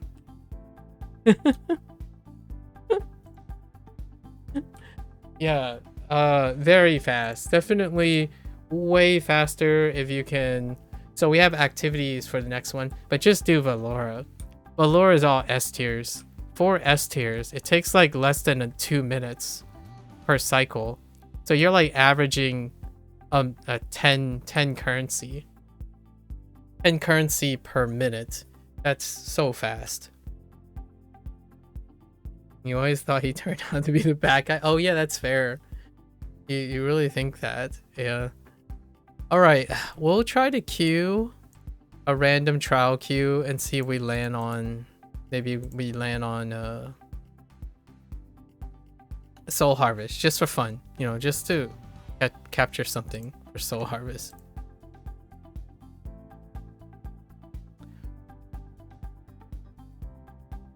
I don't think it's gonna land on Soul Harvest, but we might as well. This is what I do most of the time. So what do I do in terms of randoms, right? Like, we're done with our weeklies, and I used to do them on 3 characters, like 3 characters every time. So all my characters are current up to Red Harvest, like the 3 tanks, right? I have a Barbarian. Barbarian is my oldest character. It's the one that was made since the beginning of Neverwinter. And then we had our Paladin is our second, and then our Fighter, right? And now we're only doing it for this because kind of winding down a little bit here. And usually when I log in, you basically hop on a tank of choice that I'm interested in. Usually I hop on a Paladin because you just cycle between the tank requirements. But if we're gonna sit for like 5 minutes, see if some really weird person is like, oh yeah, let's do advanced Soul Harvest at the dead hours of like nobody on, I'd be game for that. Otherwise, we're just gonna see if this pops in the next 10 minutes. So as I was saying earlier, right, we're gonna go back. Actually, let me see if let's go read this comment that this person made, because that's why people make comments, right? They want to be noted. So it's on my last video, when I was making comments about where Neverwinter is, like in a tough spot. So this person said, hate to break it to yeah, you, but hate to break it to yeah, but BDO is way worse than any game I will ever play. So, right, it's already assuming I haven't played BDO before, right? You will play for decades to get items. For the record, BDO has only been around for a singular decade.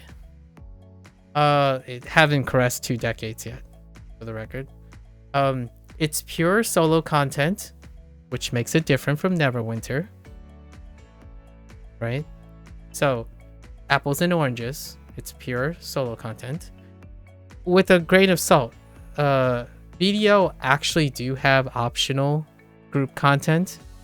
They're usually like world bosses, so things like heroic encounters and stuff. So like, I'm obviously, this person's assuming I don't know what BDO is. So that's for the record. And it's pure solo content. I'll let that slide. It's like 98% solo content. And you need drops from enemies that are like 0.000000001%. For the record, this is also not true, but they're trying to exaggerate and make it sound incredibly hyperbolic. So they decide to choose 9 zeros and a 1. So that's 10 digits and a percentage sign. And remember, this is 0.9 zeros and 1 percentage. So that's actually,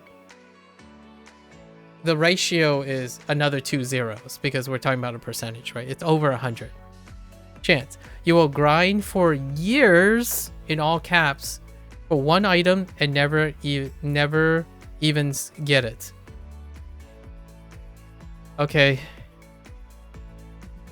All right. Your point? Like, what's the point?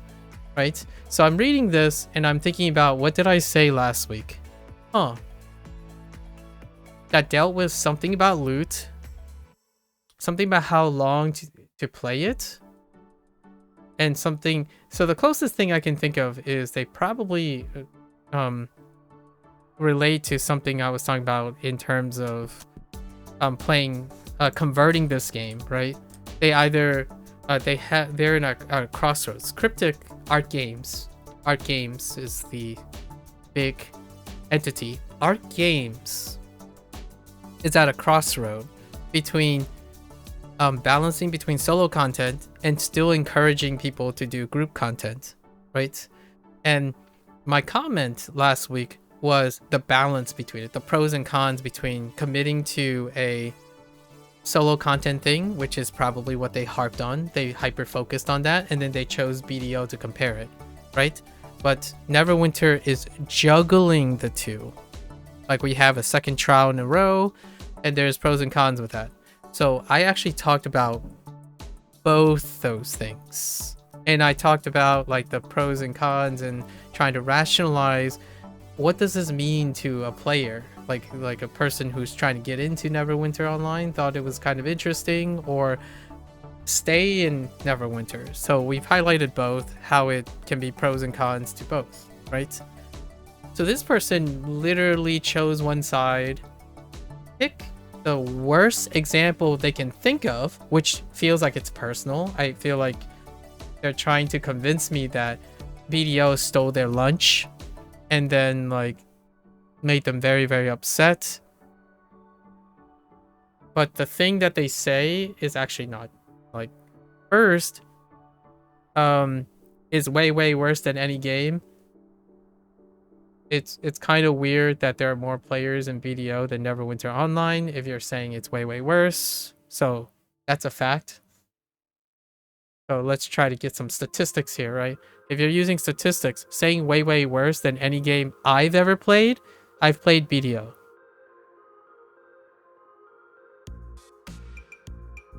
And then you will play for decades to get them. If you played from the start of BDO, you wouldn't play for more than a decade. Like, not that much more than a decade. And Neverwinter, I have played Neverwinter for more than a decade.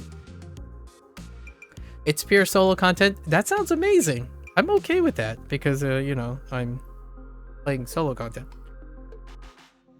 And then you need a drop from an enemy. It's like, you need a drop? Like, I need a drop? I think that's in the eye of the beholder. And in a 0.000, like 1 out of a million, I guess that they were going for 1 out of a million because it's deliberately 10. Let's hyper analyze this. It's like, okay, you got me. Dang, that's some low things. So my response, this is my response, and you can read all of this online if you want. My response is, thanks for the whataboutism. Now, I want to be very clear, it's not quite a whataboutism, but whataboutism is, in my eyes, described in a way where when someone is making a commentary, right, they're making commentary about a specific critique, like a constructive criticism. You're talking about pros and cons as opposed to arguing a aggressive stance against something. So like, I'm not here saying, oh, Neverwinter is the worst game ever, and then this person comes along and says BDO is worse, and I'm like, that's not it, Chief. Like, that's a whataboutism. It's kind of like saying, hey, I would eat a meal, right? I would eat a meal and it's like, oh man, this is some bad coffee. It's like, but what about all the people who have even worse coffee than you? Whataboutism.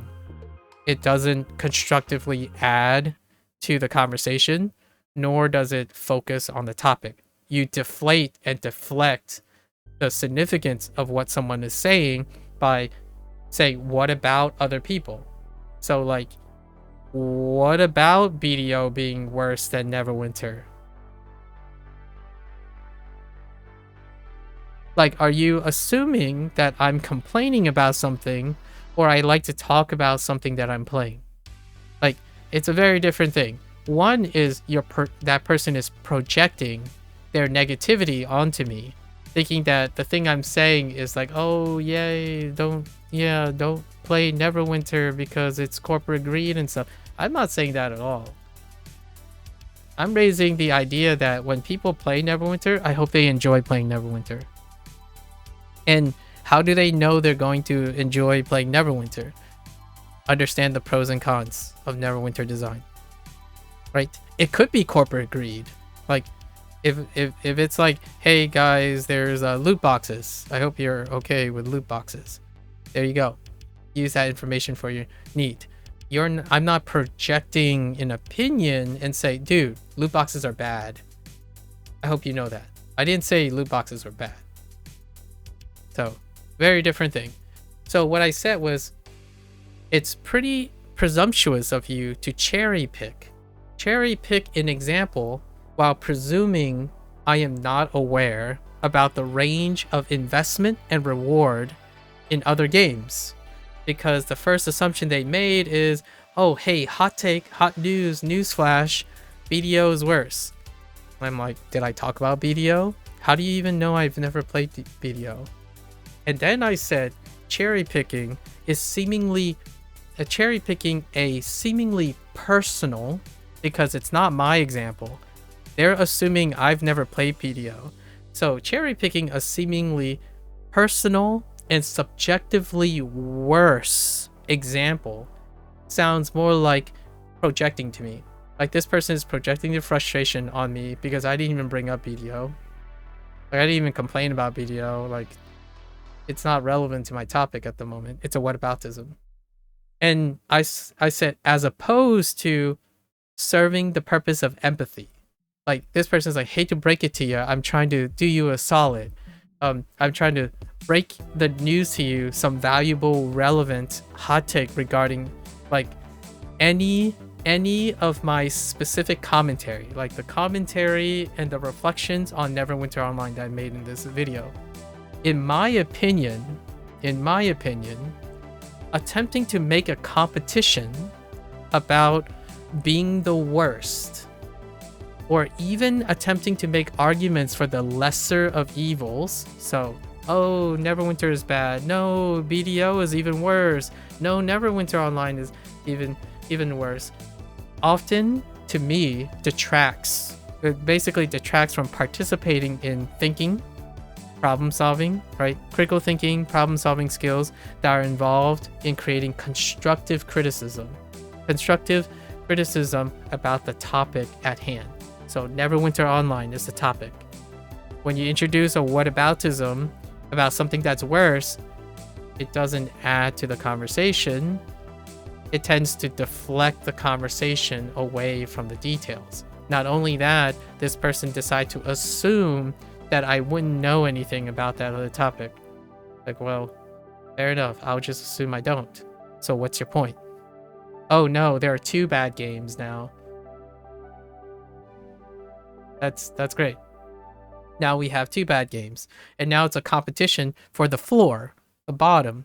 I've said this pretty often in my mental health related things. When you're competing to be the worst, you're not winning anything. You're losing. So like when someone has a hard time, right? Like even if this person is, they're saving you the trouble. They're making you feel better by telling this. You know, you see someone and their ice cream falls on the ground. It's like, hey, it could be worse. You could be poor and not have ice cream. Like, that sucks. Or whataboutism? Here's another whataboutism. It's like, hey, oh, you know, it could be worse. You could be paying for the game and still feel like garbage. You know? Or, oh, you don't like the, you know, my classic ones when people talk about things is the one-upper. Someone who one-ups someone thinking that they're exercising emotional intelligence. Like, oh, you had a bad day? Look, my day was so much worse. At least you had a decent day. Or, man, you got really unlucky. But you know what? There are so many people who got even worse luck than you. That's the type of person that I think I'm speaking to. At least you're alive, my pet died. Exactly. And to me, hear me out. To this stranger, or not really stranger, they're really... I'm not in a competition to see who's more miserable. Like, I think there are plenty of people now that still tries to make a competition out of everything. But you win. You win, my friend. Like, I'm gonna be honest with you. You win. You played a game that is worse than the game that I clearly have not played before. I'll give you that. Like, I haven't played BDO. I have, but I haven't played BDO before. But man, you totally got me. You totally told me how much worse other people have. I don't take things for granted. I celebrate the things that I have. It is a very different dynamic. I am grateful that I have things, even Neverwinter Online. It's the opposite of complaining. It's raising awareness so that when people choose to play a game, they can choose it for the reasons that they like it. When you make a competition out of worse things, that just removes options for people. So, man, at least you're alive, my pet died. It's like, oh, hey, at least you still have your father. My father left me. Like, wow. Thank you.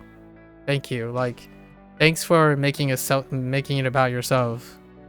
And then, you know, I went on and I said, Um, while I may have some BDO experience, just to make it clear that I have played BDO before, while I may have some experience with BDO, I would suggest that you, that person, may find a more empathetic person, someone, you know, they can relate to, by means of looking for a content creator that either currently plays or consistently talk about BDO. I wish you the best with your future gaming experience. So that's what I left when I went to bed, and I woke up to this response. Get ready with your torches. He types back and says, "Bruh, I listened to your whole video while working on my own game in Unreal." Okay, so Unreal guy, he's aspiring developer, right? That's a key thing that he's volunteering. "I'm similar to you. So I'm similar to you. I used to play MMOs all the time. So this is making another assumption. He thinks that he's similar to me. He used to be similar to me because he used to play MMOs all the time. I didn't previously play MMOs all the time, and I currently don't play MMOs all the time. So who is he talking to?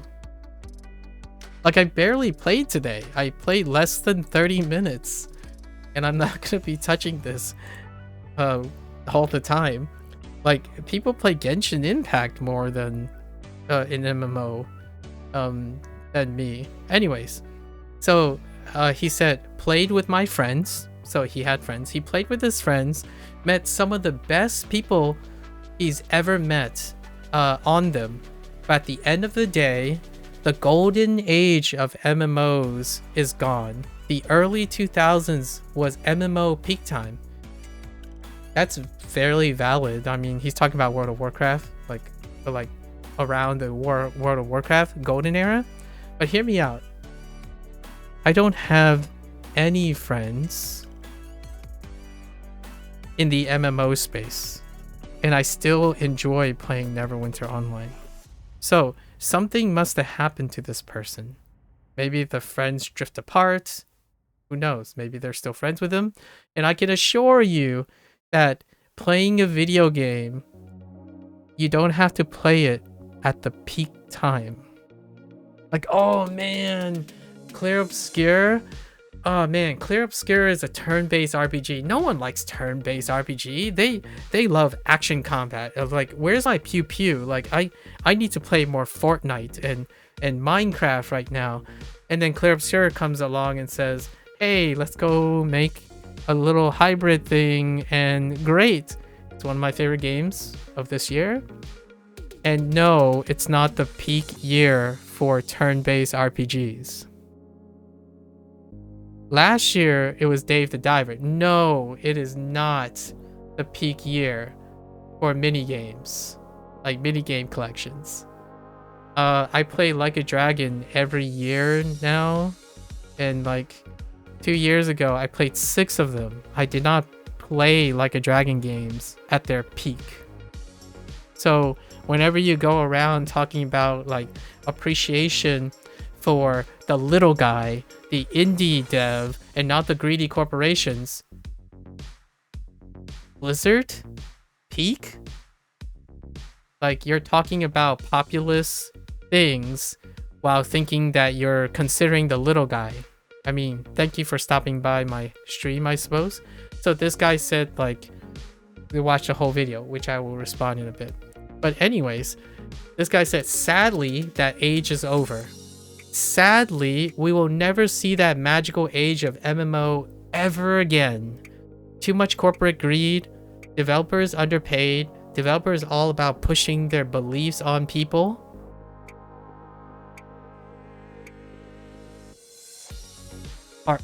I think this guy's a developer and they're pushing their opinions on people, but I don't know about this. But anyways, developers all pushing their beliefs on people. Everyone just wants to go to work and get what the corporate slave boss wants done, then go home. You heard it. You heard it here, folks. My condolences to all those people who are enslaved by their slave bosses for working in a profession that deals with entertainment. If I were to channel this person's, my jerk reflex right now, my jerk reflex is to go and say, what about farmers?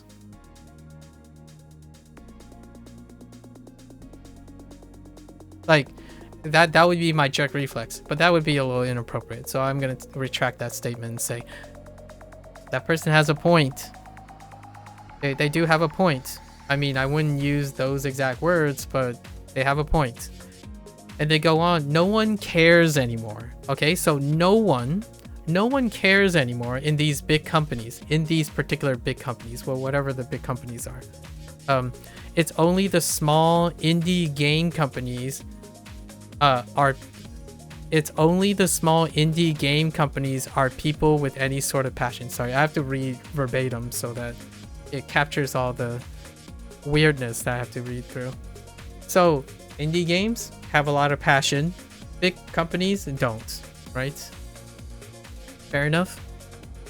As I said before, in many game reviews, my game reviews, some other game reviews, I don't, so somehow I'm supposed to know that you made comments on many game reviews. Are you keyboard warrioring all the game reviews? Because I would think that if this is the type of game review that you're providing,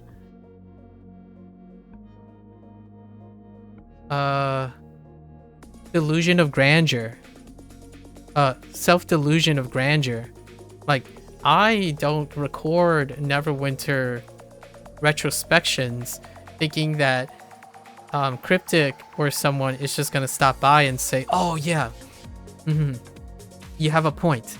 We're gonna end our corporate greed now, and yeah, you were totally right. There are countries in this world that don't have access to the internet, and yeah, they definitely don't spend most of their time playing video games. Oh, they also don't sit in the corner and talk about how they're a developer, but they're like a different type of developer. They haven't really developed a game, but they also talk about how they're right and they know what's what, but they complain about other people pushing their opinions onto other people. Like, I think I'm starting to get the idea of this perspective, right? So, all right, MMOs, the game itself, MMOs don't care about your time. I'm okay with that. Like, I agree with you. They don't. Like, drama, xing, we all kind of jibber jabber about how they don't care about your time, right? It's a choice, right? It's a choice. So we'll let that fly. They want to make you fall into the FOMO, trapping you into a game as long as possible and milking you as long as possible. BDO, Lost Ark, every MMO is like this. You mean every, like, why stop there? Every product, your comment is deliberately exercising the very nature. You went and hunt down as many game reviews or whatever to trap into your state of FOMO. Like, oh, hey guys, be careful, like, you don't want to get trapped in Neverwinter, otherwise you'll be trapped in the FOMO of life. Like, you want to, you know, go out and touch grass instead of playing a video game, because careful, you might miss out on life, right? The fear of missing out on life. Well, you're making a game. So what are you going to do? Hey guys, I'm making a video game. Please don't play my video game. I don't believe that my product will be able to captivate your attention. So please, for certain, for real, I'm really saying it. I spent 7 years of my life working on this passion project, but please, I don't play my game. it's definitely not worth playing my game.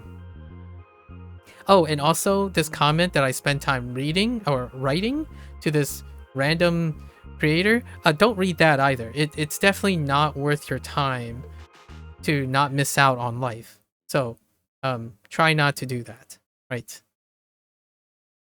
And every other game is the same. And I'm like, I agree with you. Actually, I'm going to go further and say most products are there to try to keep you using them and making as much money off of you as possible. There's a part that isn't part of this equation yet, and that's awareness, control, and decision making. I spent the entirety of the video this person says they watched rationalizing the decision that they're making, not making a victim and treating people like potatoes. Like, okay, I will only speak for myself then, and as opposed to other people. Stop using other people as a martyr for your own opinions, right? Like, okay, I'm sorry, all these victims, they're there to back you up. All right, kudos to you. I'll speak for myself. I choose how to spend my time. If you watch the whole video, I like to think that I gave the impression that I'm actively using my time to do something when playing Neverwinter. Like, I'm gonna fall into the FOMO. Well, man, you're 12 years too late for that one, my friends. Bruh, my friends. So I have a response to this guy. It is quite long. It's how I repay the kindness, I suppose. This is how I try to get involved. I love replying to video comments.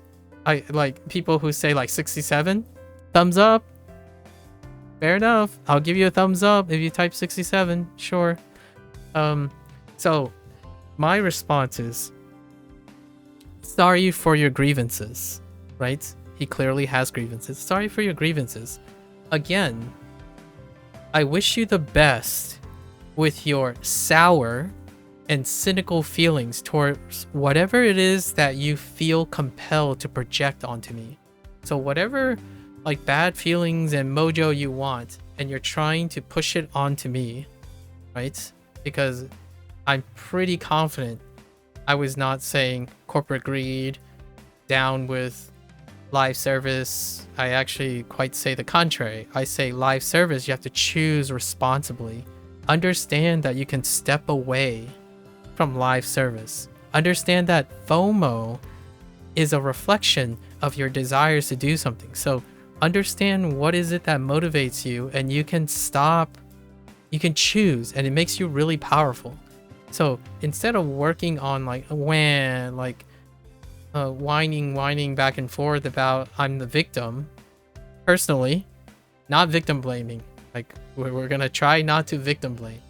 I think the person who's making the decision to play these games, they can understand what they like and what they dislike.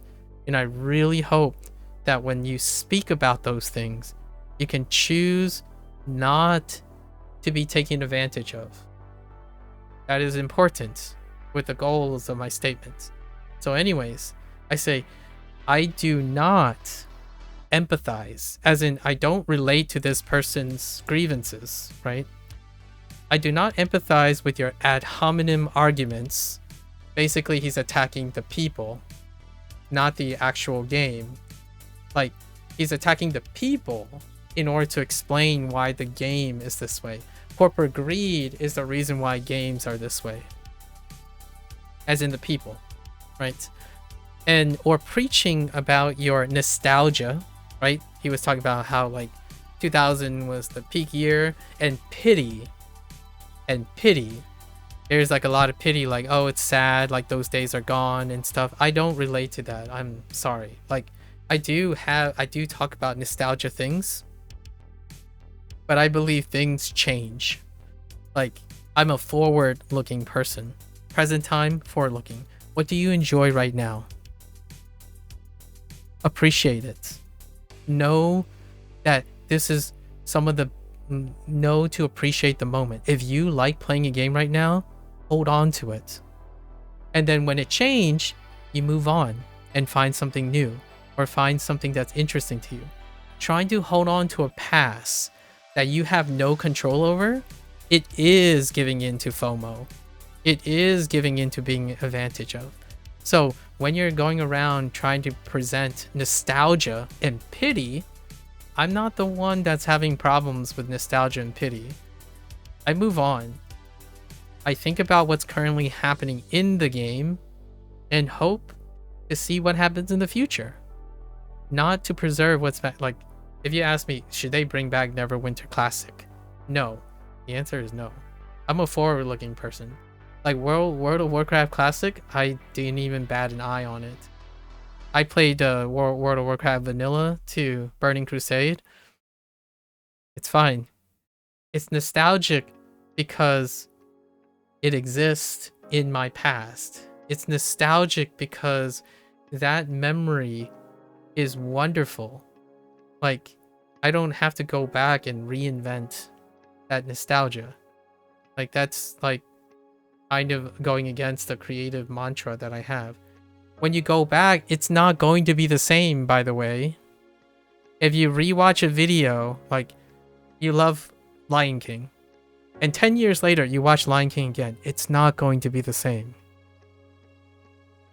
There's elements of nostalgia, but if I were to go back and play something, it's going to be different.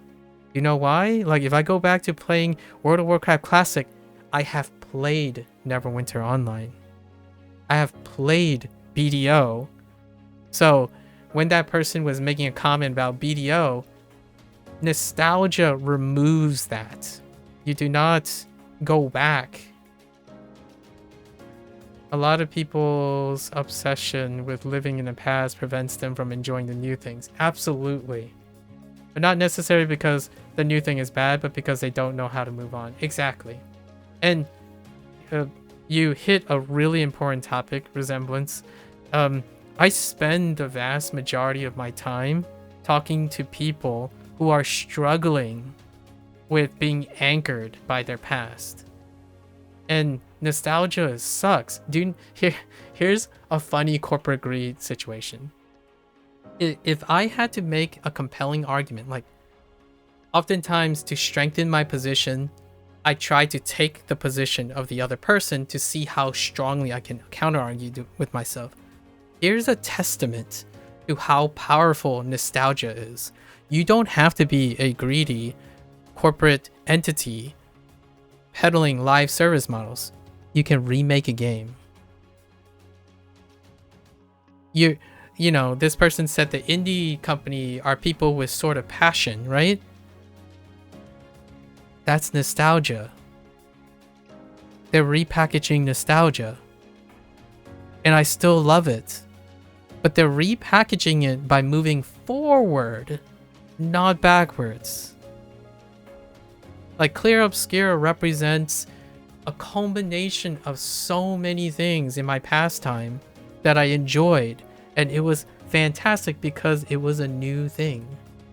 Not a thing that is trying to recapture a magic that you can't re-experience in reality. Like, your brain doesn't work that way. How, like, you could travel back in time and erase the rest of your memory so that you can have it. And it's so tough because the gaming industry, in my opinion, is incentivized to repackage the same thing. There legitimately is a cyclic problem. Like, oh, hey, can you bring back classic Halo? Because I really like classic Halo. It's like, sure, why not? Just so you know, this is very relevant because the classic Halo is going to be cross-platform and they're going to reintroduce it to, again, like Halo, the first Halo is getting remastered and repackaged again. And then there's a double standard here. When people play, it's like, oh, you know what? It doesn't quite hit the same anymore. It's like, you're no kidding, buddy. You're no kidding. You have like years of experience that will make you feel different between the last time you played and you're playing now. Returning to Neverwinter is not going to feel the same as the first time you played Neverwinter. You can't erase your, well, let's say people don't intentionally try to forget things, right? And that is a tough one. It's like, yeah, I love, like, I don't have any more World of Warcraft friends. Like, what I mean is, I don't have anyone tied to any of my MMOs. I had friends at the time, like, who played World of Warcraft. 2 lawyers. It was a lawyer couple. A kid who ripped me off. That's a long story short. A kid who ripped me off out of like 200 gold or something like that because his friend was a scumbag. Those are some priceless times, man. 3 officers. One was an electrician. 2 were a couple, and then I had 3 college mates, like 3 college mates, and I don't talk to any of them anymore.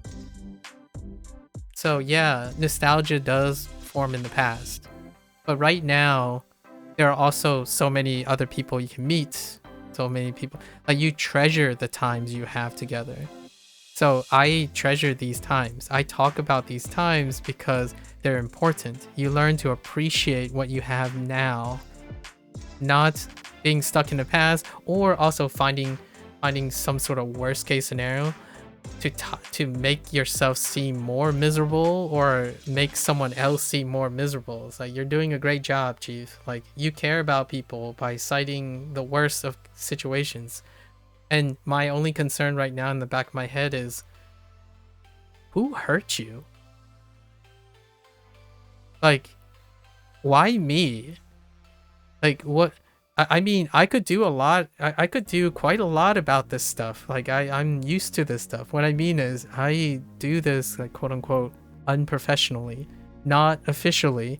I do talk about these things with other people, try to make them feel better, have reconciliation with their choices, and hopefully that they don't end up the way this person is talking about, being trapped in a FOMO loop of tedium and drifting through time, not finding enjoyment, right? Like, someone who's caught in FOMO who also don't enjoy the thing they're caught in, that is really scary.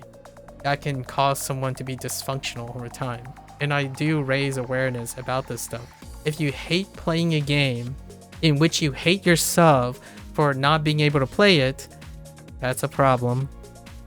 That's a really big problem. And yes, I would agree and concede to a little bit that corporations are not liable for voluntary choice. And there has been a lot of awareness for this. So that's perfectly all right. If this person was talking about that, but this person wasn't talking about that. They were talking about developers underpaid, developers about pushing their beliefs on people, everyone going to work for the corporate slave boss, what's done and then go home, right? And then no one cares, right? That's what they're talking about. And I'm like, okay, but I don't know any of that. I know one thing I can do. I can help people know what they're getting, and like try to know how they're making the decision so that they don't end up in those situations. If you go around like accusing someone of doing something and it just happens to be a person who is doing nearly the opposite, it's crazy. How could you have watched my entire video and get the impression that I'm like, oh yeah, definitely, like, go play all the gacha games. You better drop like $400 on that gacha game because that $400 is gonna make you feel so good. I don't do these things, and it's shocking that my video would make this very apparent to them. They want to see what they want to see. They want to paint me as the villain or something. So I continue. By the way, there's more. And I think I say fairly reasonable things about this. I said, in fact, like, for example, like, sorry, I lost my position. I appreciate the the time you spent watching one of my videos, right? The last video, watching one of my videos.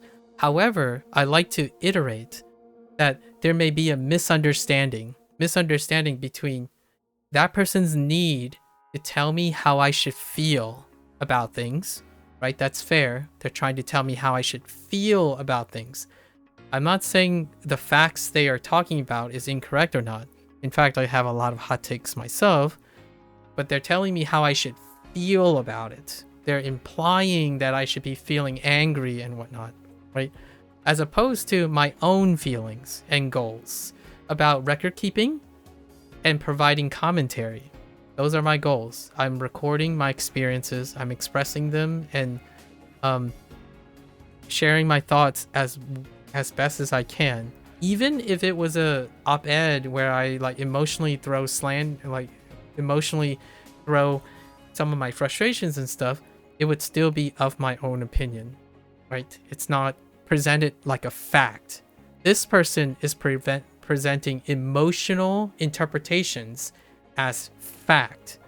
Like, man, resemblance or like not drama or xing or fictitious. If you work for a company, I really hope that the first thing you encounter is like, oh, I'm sorry, you're trying to make money. You should feel bad. You should feel bad about that. I would ask them, how do you feel about it? Because I would love to know what is it that makes you make that decision. That would be a point of empathy, you know, an attempt to understand. But there's no attempt to understand here. They are forcing their opinions on me, and they're expecting me to roll over and empathize with them, or something like that. Maybe that's what their expectation is. So I continue and say, in fact, it is pretty clear you aren't similar to me in the least bit on this matter. I think that's fair because we're not talking at the same wavelength. Furthermore,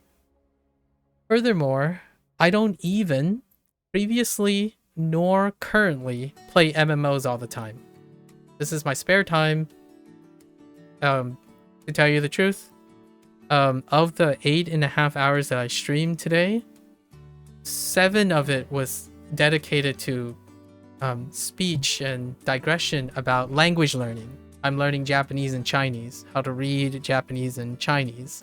So I don't know where you get the idea that somehow you're like me and inferring that I play MMOs all the time. I enjoy MMOs when I can. I don't play it all the time because I hate it. In fact, dear me, if you are a person who hates to play something you're spending time on, go call up a friend or a family member or someone, because when someone starts to choose to use their spare time to do something that they hate, that's where I spend a lot of my private time talking to people. Like, for language learning related things, it would be like something like, oh man, I really wish I can speak this language, but I absolutely hate studying and learning. That's a problem, right? Like, how are you gonna learn how to speak and use the language that you like if you can't study or learn the language to use it, right? And they're trapped in this constant like battle with, and then that's, by the way, that's kind of like FOMO. You play a game and you log into the game and they dangle, right? Like, I'm trying to support this guy's argument. They dangle that shiny 0.00001% loot in front of you, and when you log in and you're like, I absolutely hate playing this game, and it gets worsened by the thing you're looking at, right? Usually people play games because they like to play the game, and they're frustrated with the low chance of getting that loot, but they still like to play the game, right? Like, we want to be clear about this. It's not the same thing.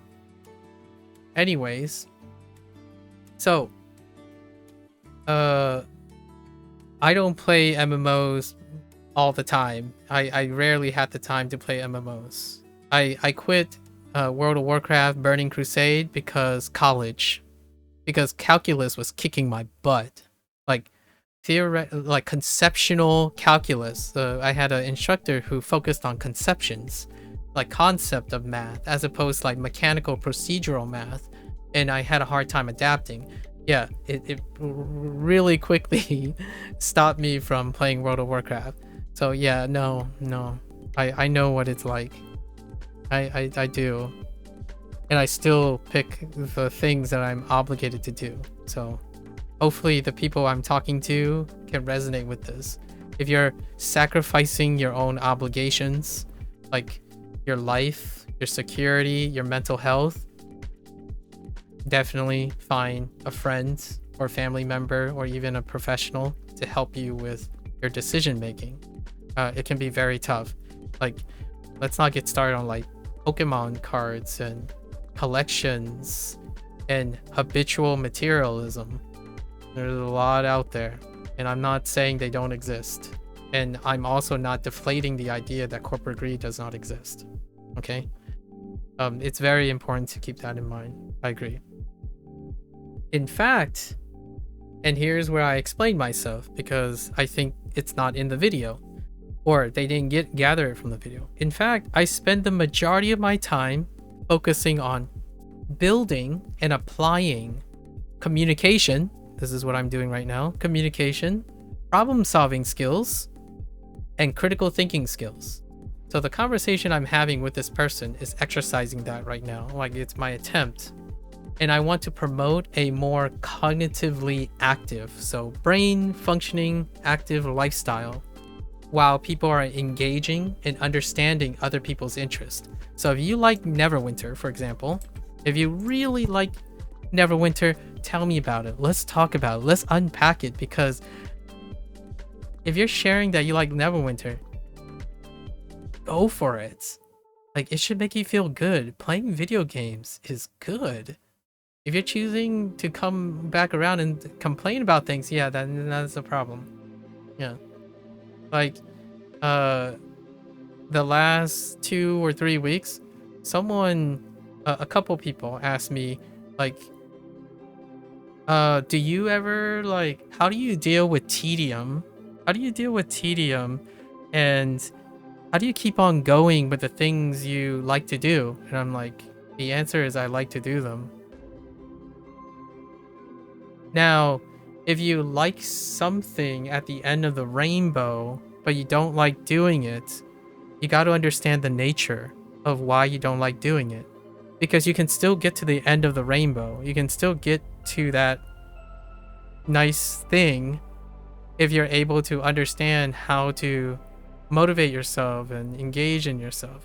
Like, if you gave me $1, $1 for every time I used to play League of Legends. I played for like the first 10 to 11 seasons.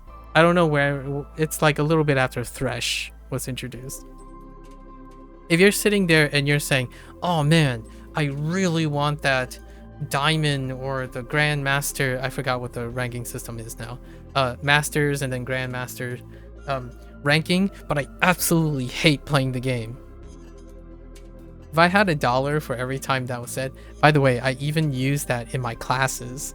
Like, what I mean is I use that analogy in order to demonstrate how learning how to do your exams, like your laboratory notebook and stuff, is a way you're practicing and training to get that degree you wanted, right?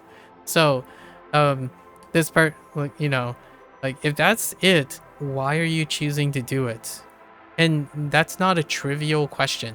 It's a very tough question for someone to answer when they're in an emotionally compromised and dependent state. And maybe that's what that person's referring to. Sort of. The person was more focusing on like the greed side of things. I'm totally on board about the concerns. if you are logging in and the first thing you say is, I absolutely hate this. This makes me feel so awful, but I really want that thing. And by golly, I'm gonna get it.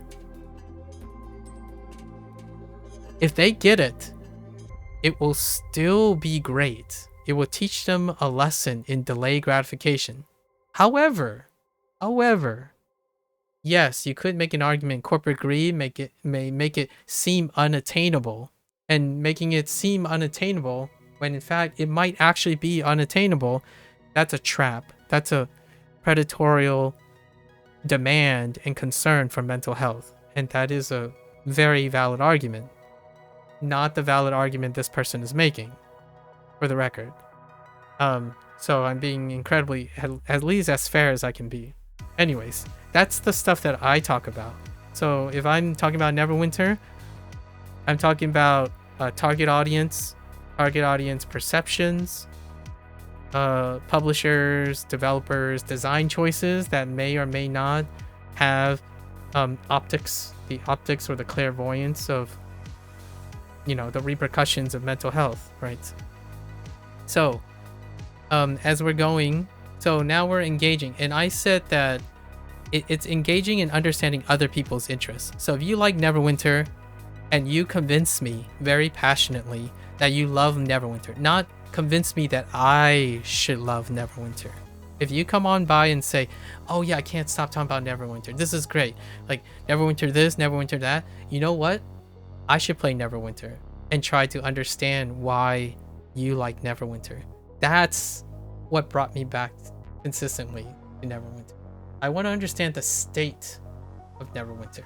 If you like gacha games and you can't stop talking about them, it's not you trying to convince me that gacha games are fantastic. You just passionately and glowing. That's passion. That's the passion that this person says is void when it has to deal with the product. Like, no, people can be passionate about a lot of things. It's the passion that drives me. So not only does this person ignore my passion, they don't see passion when it slaps them in the face, unless it meets their whatever arbitrary portrayal of passion, right? And I usually do this by participating, by the way, in other people's things. So this whole Neverwinter thing, it was spawned from 2 people that I've met 7 years ago, actually. 7 years ago, when I started streaming, by the way, I've been doing this for over 7 years. I met these people. I no longer talk to them, by the way. And it's for legacy now. So my interest is usually based on trying to empathize with people, right? And sometimes I do personal things, like Clear Obscure was a personal choice. So now I want to lay the groundworks for some obvious things that I think this person is overstepping. Watching a video, when you say you watch a video, someone's video, it doesn't mean you're able to understand someone's background, right? In fact, it's almost entirely the other side. Like, how arrogant can you be to say that, oh dude, bro, I watched one of your videos. I watched the whole video. Now I understand your life. So hear me out. I'm going to tell you the biggest secret of all time, because I'm doing you this favor. I'm doing you this solid, bro. And to be frank, I typically find this stereotypical behavior, so that's perfectly fine, and trite. It's like, oh yeah, you watched a 15-minute video about someone's body transformation, and now you understand everything about their lives. What part of that is logical? Right? So I assert that this person continues to presume as though one video may give them sufficient information to have an accurate perception of my personal interest, which obviously I'm spending like 2 hours explaining how they're not the same, which is incredibly misplaced, not wrong or right, just, you know, potentially misplaced and myopic, short-sighted, right? Short-sighted. I do not share in this person's cynicism and catastrophizing while attempting to acknowledge certain realities. So what I mean is, a lot of the things he claims to know might actually be true. Like, I'm not denying that there isn't corporate greed and all that, but I don't share in this. I do not empathize with this cynicism. And like doomsaying and all that stuff. And I said that which we may actually agree upon. Like, I might actually agree with him on many of those realities, but I don't share his like negativity, his cynicism. I don't empathize with that. Especially using other people as martyrs, right? Like, oh hey guys, I really care about feeding the world. You see these kids that don't have food? Watch me like complain about something and get other people to give them food. You see how compassionate I am now? That's kind of how I feel about people who use other people as martyrs. Like, oh no, like I'm not suffering, but there are a lot of people out there that's suffering. So in order for you to do something about it, know that there are a lot of people suffering. I'm not one of them, but I'm a good guy, so I'm gonna point you to the people that are suffering so you can get a grip on reality, because you're ignorant and you don't understand the realities of the thing. Okay, sure, buddy. Like, go and use other people as martyrs for your own like opinions. Force a developer, a wannabe developer who wants to force their opinions on other people by using what was that? Oh yeah, FOMO. Thank you. Pot calling the kettle black, I would say. Then with that said, I also didn't say I believe your observations regarding MMOs and related matters are unfounded. So that's kind of a double negative. What I'm saying is, I didn't say anything the person said was wrong. Like, what? There was nothing I said that said like, oh yeah, you're wrong and I'm right. Like, this isn't about a competition about wrong and right. I'm not aiming for last place. Do you want me to counter with an MMO that's even worse than BDO? Like, why what are we gaining from this? Like, oh yeah, what's worse? Oh, Xing actually did this earlier. Xing said Infinity Nikki, right? Infinity Nikki. It's a competition to the bottom. While other, like, I'm not saying you have to behave this way. I'm not one to engage in that. I laugh about it, like I talk with other people and understand where their perspective is coming from. But usually I aim upwards. Like, if there was anything that you want to compel to me is choosing a better example, not a worse example. But instead, this person went around and said, oh yeah, they're all the same. They're all just as bad. They're just horrendously bad, but I gave you the worst, one of the worst examples. Like, thank you. You've changed my life. Like, you've definitely convinced me that there is nothing good in this world. Thank you. Like, is that general enough for you? Right? Like, okay. I'm glad. Like, hear me out. I run towards people who seem like they're really upset and sad, and maybe they're not having the best of times, like social anxiety, having difficult relationships with their decision making and their life things. And usually the last thing you want to do is consistently tell them that it can get worse. And also that the people who constantly tell you it can get worse are the people you want to hang around with.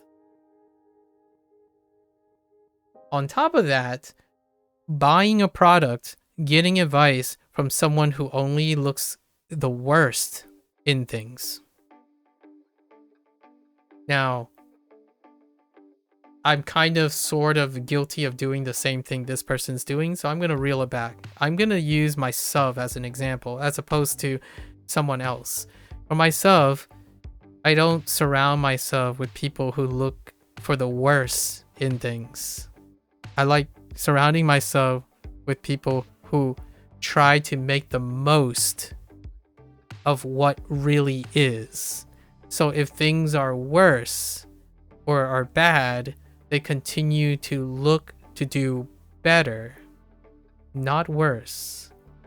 So if you're around and say, how did you get trapped in a FOMO written no life BDO live service thing? Sometimes the answer is within, honestly, and also your present company. So those people that they met, the best people that they've ever met, that's unfortunate that the thing that came out of it was a pure cynicism, hate, and toxicity towards a random person who they barely know. Oh wait, they watched the whole video and know a lot now about me. Yeah, I would buy, like for me personally, I would step behind a developer who knows that they can do better and will continue to do better than spend most of their time talking about the worst in people and how they're not immune, like how they're immune and exonerated from all the things that make humans human. That's asinine. To think that somehow you're a different human being, you cite things, and you make yourself more approachable and friendly and compassionate by saying how bad other people are. I'm not like, I rarely ever feel comfortable around someone who, like, if you have a friend who go around and say, oh yeah, that sucks a lot. Like, what happens when the turn is your turn? Like, what happens when your friend thinks you're bad? They could say like, oh, you're an exception, you're my friend, like everyone else sucks, everyone else is, they make money for the wrong reasons, but you're making a lot of money, but that's okay, you're different, you're my friend. I'm like, I don't know about that, but at least I stand by being happy with people who try to do more with their surroundings. So if someone has a problem, they don't tell you that, oh yeah, you have it bad, but trust me, there's worse. Do you feel better now? Do you think I'm being compassionate?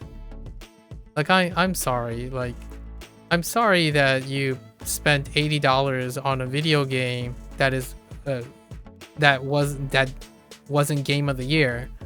And then I'm sorry that the next game you buy that's for $80 is not going to be game of the year either. But guess what? At least you didn't pay $160 for it and not get game of the year. Like, okay. That's okay. My life is pretty fulfilled without someone who focuses on having a competition about what is worse about things. All right. So, I did tell my disagreement. My principal disagreement is that you seem, not exact, but you seem to talk to me like you have me figured out. Like this person has me figured out. They're saying like, bruh, this is what you're supposed to believe in, right? You have me figured out despite my attempts to say, bruh, I'm not coping with nostalgia and FOMO like you are. Let's be very clear. We are not on the same page about this. I like, you might be coping like really hard, but I have no problem talking about this. This is what in my opinion, this is what I do most of the time. This is my wheelhouse. I try my best at all times to make people happier. I try. That is the only reason I'm covering video game. Like, one of the biggest reasons I'm covering video games, doing long study sessions, like tasks, problem solving, because I think people need to take control of their life. Like, hopefully they are able to take control of their life so that corporate greed, FOMO, these strategies are a moot point. They're moot because you have control. You have agency. If you don't like a game, you drop it. You don't continue playing the game because you hate it. And I definitely agree, this stuff still exists, where it's so predatorial that people numb their disagreements with the video game in order to continue playing it, and it sucks. By the way, not the purpose of this person's attempt. Like, I don't personally think this person had that insight about me, and watching the video should have maybe revealed some of that, but maybe not, right? So, and I clear the air, right? I clear the air. This guy mentioned that indie games have a very passionate, there's a lot of creativity, right? So I want to be clear about this statement. I have a long-standing bias. I am absolutely biased on this. I have a long-standing bias supporting iteration, innovation, and creative liberties. And this is not exclusive to gaming only. It is currently reflected in the and by chance though, it is currently reflected in the idea of the indie sector of gaming, right? The gaming industry's indie sector. However, I choose, and it's very important that I use the word I choose to try to expand my understanding through both vicarious, so like watching someone do something, you know, watch another streamer, watch a YouTuber, vicariously, and direct participation. So me playing the game, literally playing the game of different activities that are outside my own or any other personal echo chamber. So like if you have an echo chamber and you stay in it, your prerogative, man. Like if your prerogative is everyone who works for a company is evil and they're greedy, and anyone who plays a game that is operated by an evil company and a corporation is dumb, a potato, don't make their own decisions, have no critical thinking skills, you stay in your own echo chamber. I'm okay with that. Like, go on and perpetuate what your beliefs are. I don't sit in my own echo chamber. I play Neverwinter as an example of understanding. Like, I still play Neverwinter so I can make commentary on what is the state of Western MMOs in the live service model of today. I don't spend my entire life in it. The same way I don't spend my entire life in the indie sector or in speaking English even, or in a single culture. You sound like a person sounds like a butthead when they overstep by saying everyone does this, no one does this, which drama called me out on a couple times today, because after a while of reading online and stuff, you get into a specific habit sometimes where you're like, oh, everyone does this, and it's like, no, it's mostly or likely, potential, often, right? And that is who I'm talking to. They said everyone is bad, all this is that, everything is that, so what are you? Well, you're someone, so let's apply the same strategy. Is this fair?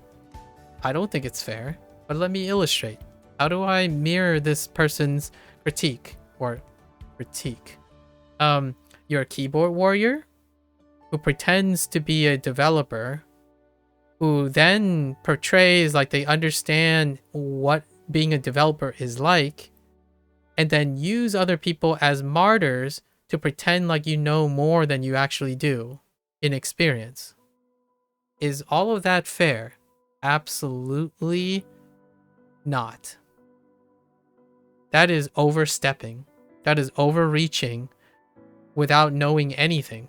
Like, I do not know these things about this person. In fact, this person could be really upset and actually earnestly having a really terrible time, and they wanted to share it with someone else. And the frustration is they want to make a video game that maybe circumvents and dispels developers and passions. Who knows? They might make the next indie game of the year. So that's why I don't participate, in my opinion. Like, just because I don't participate doesn't mean I don't see it. I see it all the time, right? People talk to me like that all the time when they're angry, suffering, and just really upset about everything. Like, to the point where the things that they love, they hate. They eventually learn to hate the things they love. And that sucks, because eventually you're going to run out of choices. Like, I like to learn language. I didn't start by saying, oh yeah, man, I'm going to spend the next year grinding through characters, and I'm going to love it because I'm going to grind through it like I did from day one. I didn't do that. I learned to love it because I put effort, time, I curated it, I improved it over time. I noticed where I didn't really like it, so I try to make it better. That's iteration. Iteration, innovation, and creative liberties. My commentary right here is my creative liberty of demonstrating that I can talk about someone who is incredibly belligerent towards me and still believe that I think we are kind of on the same page in a reality situation. We do not share the same feelings, and one of us is overstepping their perceptions. One of us is incredibly presumptuous. However, it's kind of acceptable, because it's not like I'm gonna expect someone to sit through my life history or story. At the same time, it kind of makes someone, it's kind of embarrassing if you presume something and then the other person says, nah dude, I'll spend the next 5 hours telling you how that's not true. And then if they come back and say, oh no, I know it's true, you're just lying to yourself. You're lying to yourself that you actually like doing this. You're lying to yourself that's gaslighting. So we'll find out. This saga hasn't ended yet, by the way. I've done this saga before for Duolingo. When I was using Duolingo, ooh-wee. That one it got a little hairy, and people double down telling me how I should feel and what if I'm unhappy. I think there were people who legitimately convinced me that I have to be unhappy. There's also a time when I started language learning, like Japanese and Chinese. People went out of their way, and when I'm people, I don't want to, I sound like non-specific because I don't want to attack anyone per se. I think genuinely they had kind intentions, but they were trying so hard to convince me that you have to be miserable in order to like learning something, especially a language. Like, you have to be absolutely miserable, and that's when you know you're serious about something. So my response to that is, I guess I'm not serious about language learning. I guess I'm not a hardcore MMO player. I guess I don't work hard enough in life to understand the meaning of having hard times in my life.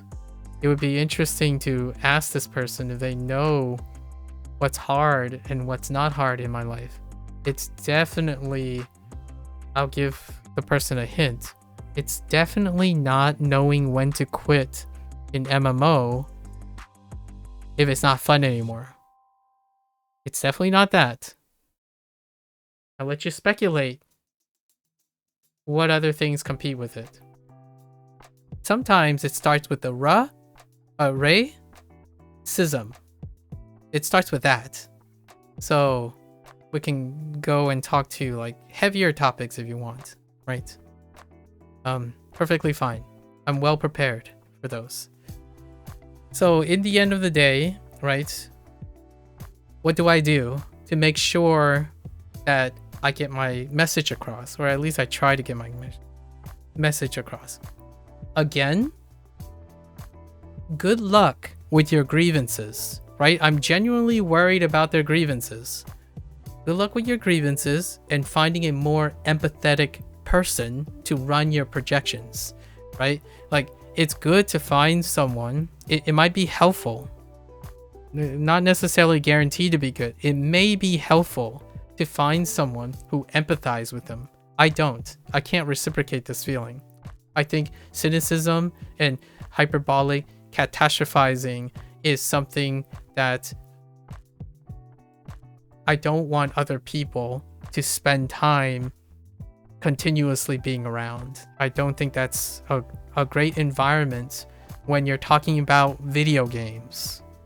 When you're talking about things you do for fun, the first thing I would think about is, dude, if you want to go play with people or like hang out over a dinner table, is your first thought is to invite someone who always look at the worst of things? You know, there's a word for that when it comes to those things. It's called a party pooper. And you might be thinking, oh man, now I'm victim blaming. No, my goal would be, I wish I could turn that party pooper into the star of the party. Like, that would be a superpower. If that party pooper is like, no one wants to invite that person, no one wants to bring that person, how can we get that person to want to go to a party and therefore they stop feeling bad about going to a party? I think most of those times I spend more time thinking about that than focusing on how people fail you, the main character, how someone else, a stranger, fail you by not agreeing with your feelings about things. I want you to feel better. Like, that's the goal. Like, why make it a competition about who's the worst or who can be more toxic when you can make a competition about becoming less toxic because you have more things to be happy about? So that's kind of a more each their own situation, but I'm going the other way. All right.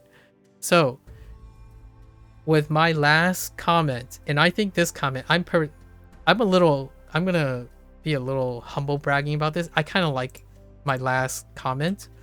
My last sentence is, I really truly hope that one day in the future, you may also find people that appreciate the game that you are allegedly making with bright eyes, sparkling eyes and curiosity, rather than suspicion, doubt, and poor faith. Because for every one of the people, for every one of the people that I meet like this, I hope there are still people out there who, when they see a video game, they're like, oh yeah, you know what? Let's take a chance. Let's take a chance, because this is a luxury we have. Like, understand, at least in my opinion, from my perspective, that when you choose to play a video game, it's a luxury. It's fantastic. Like, you can choose to do this, and it's so good that people lose track of what they need to do. And that's kind of where my thoughts are. So I can definitely appreciate the choice to include the quote-unquote devious motivations of corporate business. And it's not necessarily intentional deviousness, but more so pragmatic callousness. And I agree with them when they say, quote unquote, no one, like, to some extent, no one cares anymore in these big companies. Sort of. In the sense of business logistics. Business itself is callous. Kind of like when the person said 0.000000001%, and they state a statistic. The statistic is callous. It doesn't regard people's feelings. So when you say 0.0000001%, it still means 0.0000001%. Whether that's bad or good, that's when your projections come through, right? Like working a year for an item, that's a long time, right? I don't know. 1 year is a statistic. Statistic is callous. So this person has all the bases of thinking like a fine businessman. You state some facts and you bend them to push your agenda. You bend them to push your opinion. I'm okay with that. Honestly, like that's kind of how people do business and go on social media and stuff. What I am concerned about and I disagree about is that this person is projecting and thinking that I feel the same way. I do not associate myself with pure toxic liquid hate. Like, I don't think that is productive, in my opinion. It's bad association, personally. Like, that's my personal take. If I were to interact with someone and I would ask for feedback and trust someone and like interact with having other people interact with this person, my disclaimer is be careful. This person likes to gaslight and project their anger. So be wary that you're able to understand when someone is strongly trying to convince you that there's a feeling you must have.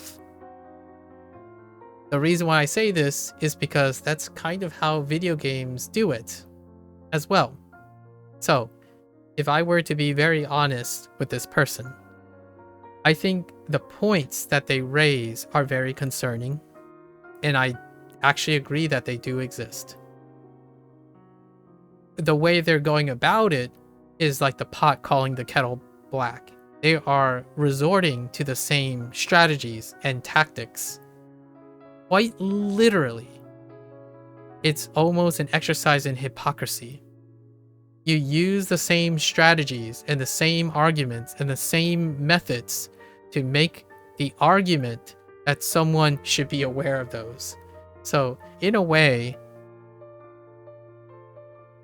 sorry to hear that you feel so bad about the games. Now, maybe 3 or 4 years down the line, when this person has more experience with game development or publishers and stuff, they could make like $1 million game. That's good for them. My hope is that they will find trust and maybe positivity in the process. Otherwise, I can't see how a game developer, like, it's difficult. Let's just not necessarily can't. It's difficult for me to appreciate how someone chooses to make a video game out of passion while voluntarily assaulting someone else for liking video games or for like trying to be reasonable about video games. Because, hey, hear me out. If your game sucks dirt, but you're a nice person who can tell me the story about your game and try to tell me that you put your love, sweat in it, I've got your back.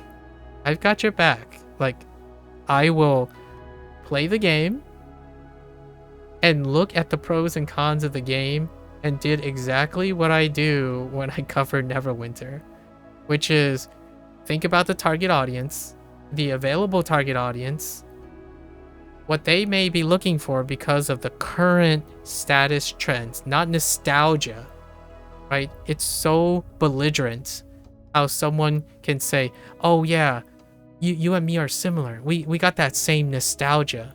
So you can't enjoy what's current because yeah, that was the standard. It's like, I don't, you got me all wrong, bro. Like, the things I said was according to current standards. Like, Neverwinter was juxtaposed to the other games. Your argument is all the current MMOs are garbage and they're evil and devious, so you chose to compare all current MMOs to your nostalgia, your fantasy, your romanticized past. Well, we don't live in the past. We live in the present. And we plan and build for the future. What is that game you're building? Are you building a game that evokes the past? Good luck. Like, good luck. Prove me wrong. I'm there to champion you when you create a game that's built on nostalgia that is current.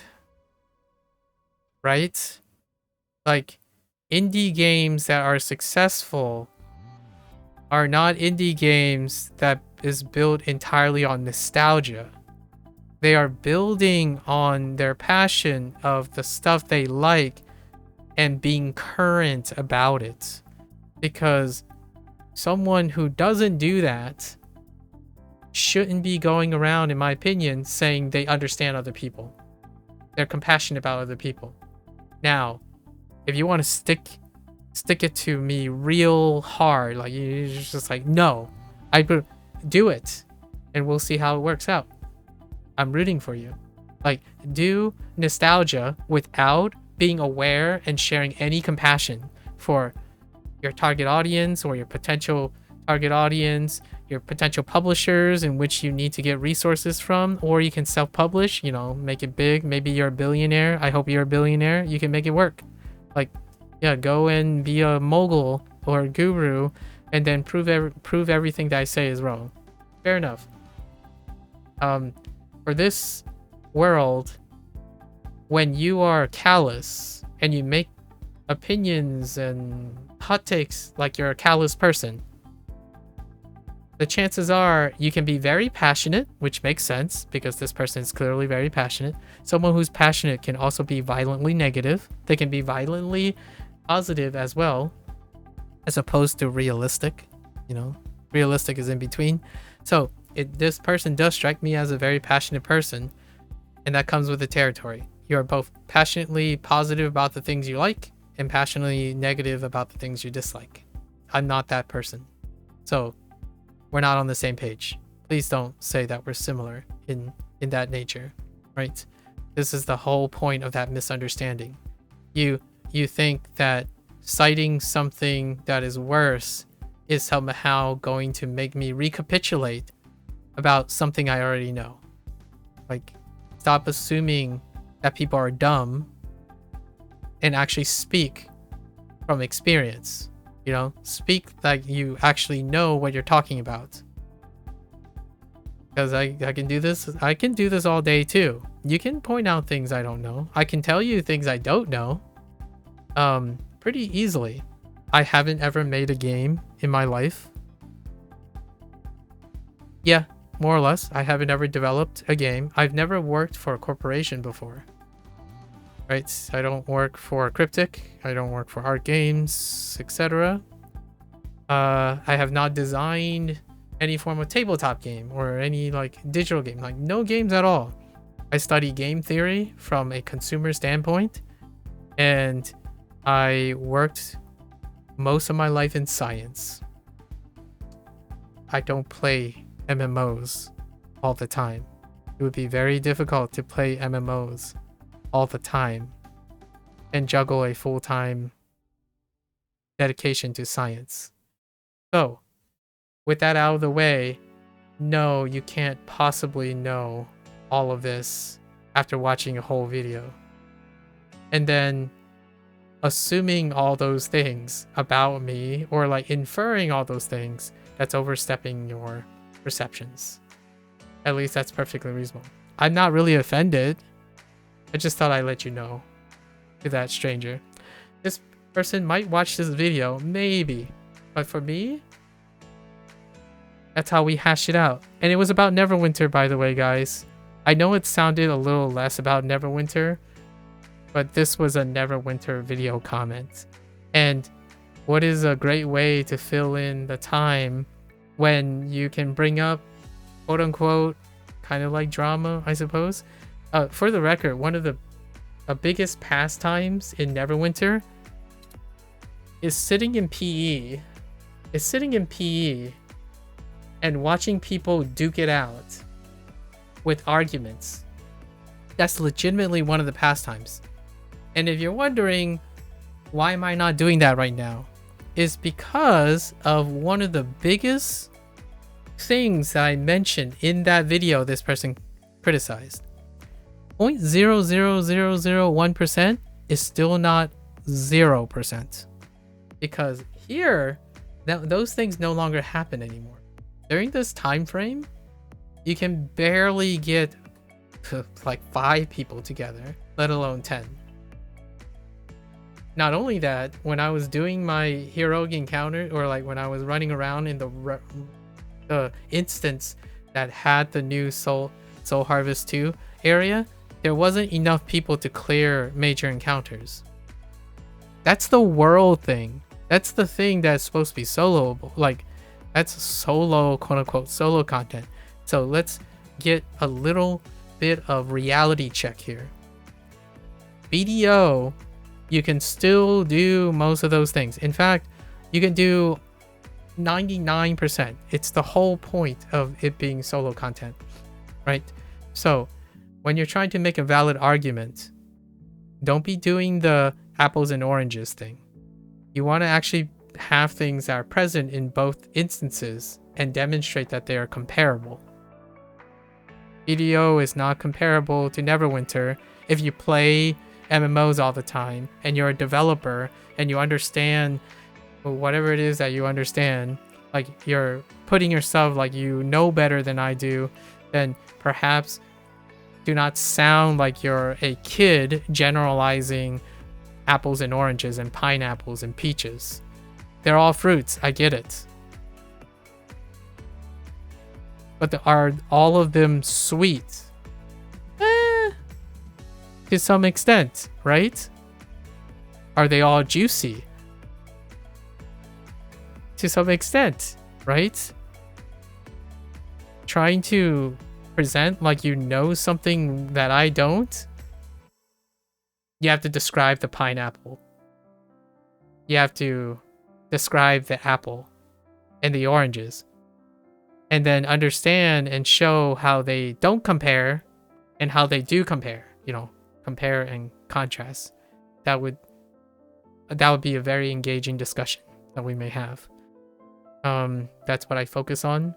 That's what I call critical thinking. Critical thinking or deep processing, maybe. So with that, I'll keep in touch next week, guys. Next week.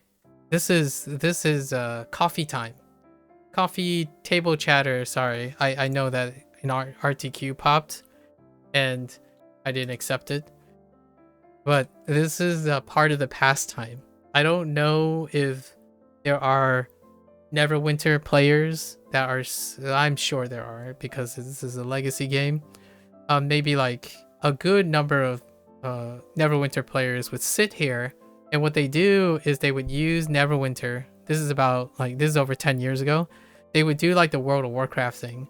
Like the hub, they would sit in Protector's Enclave and they would just chat. People would chat in public, in private. It would be a forum, right? And then, you know, there would be very questionable topics. Usually politics and religion comes into play, and then people are inciting things. But we just did that. Only a little bit more new age conversation. And that's why I used to play Neverwinter, by the way.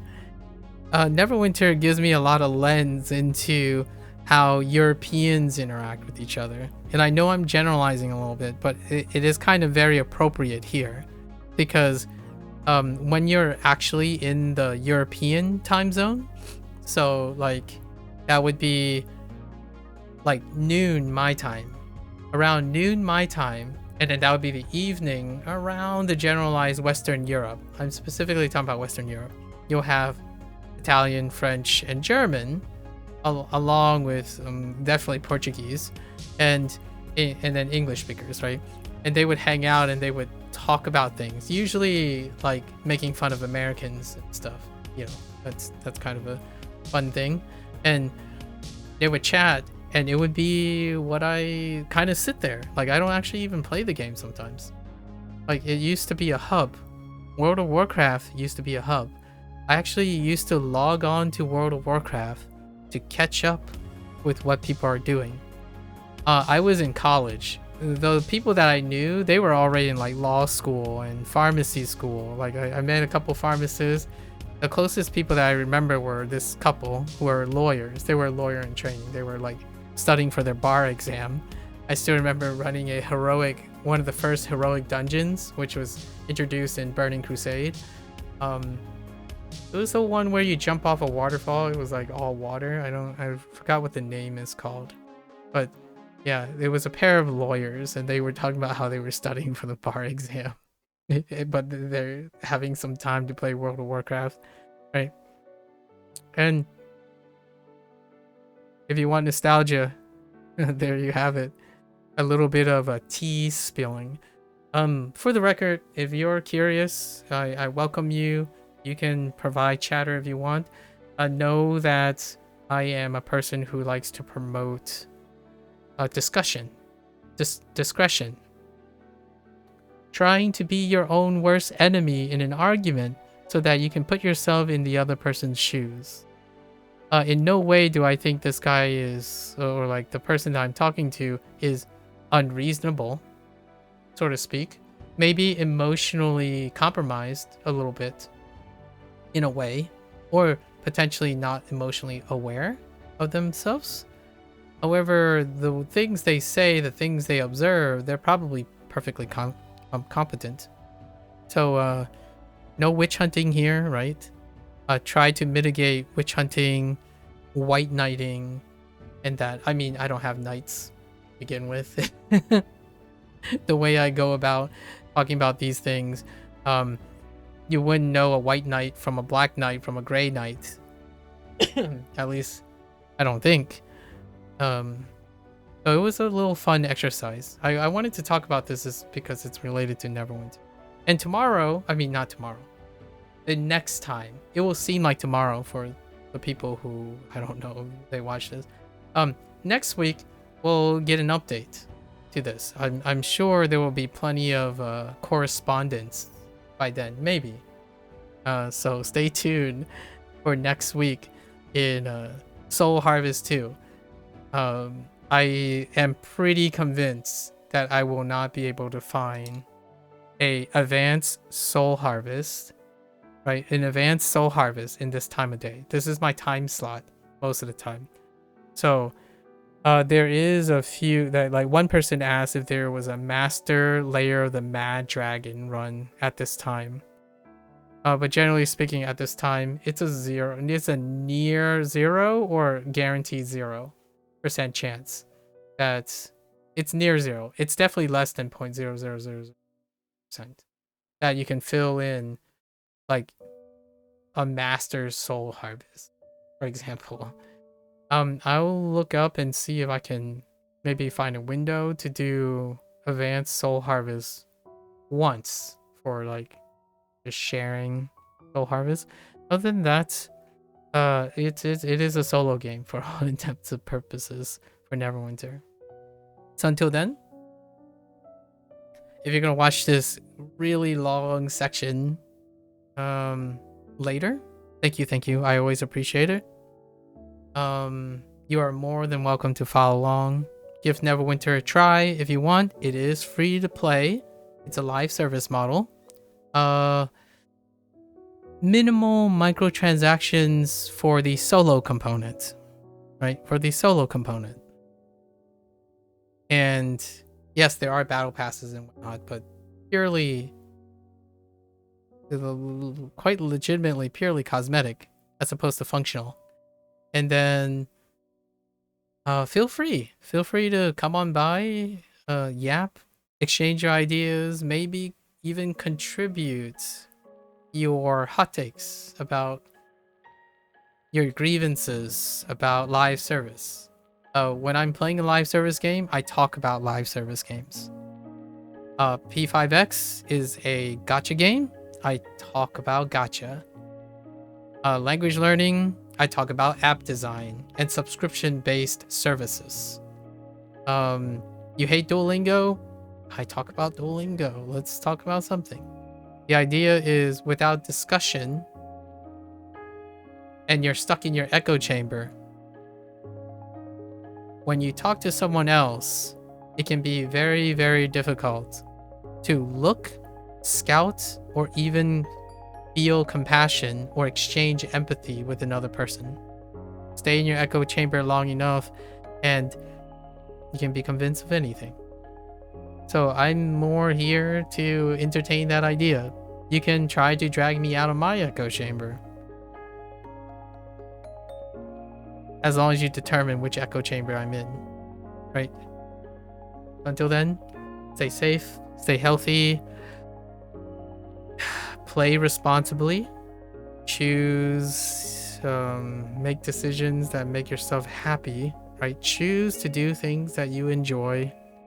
When things that you choose to do are constantly a source of negativity, I think it's kind of time to sit down and maybe talk with someone or discuss with someone why that is the case.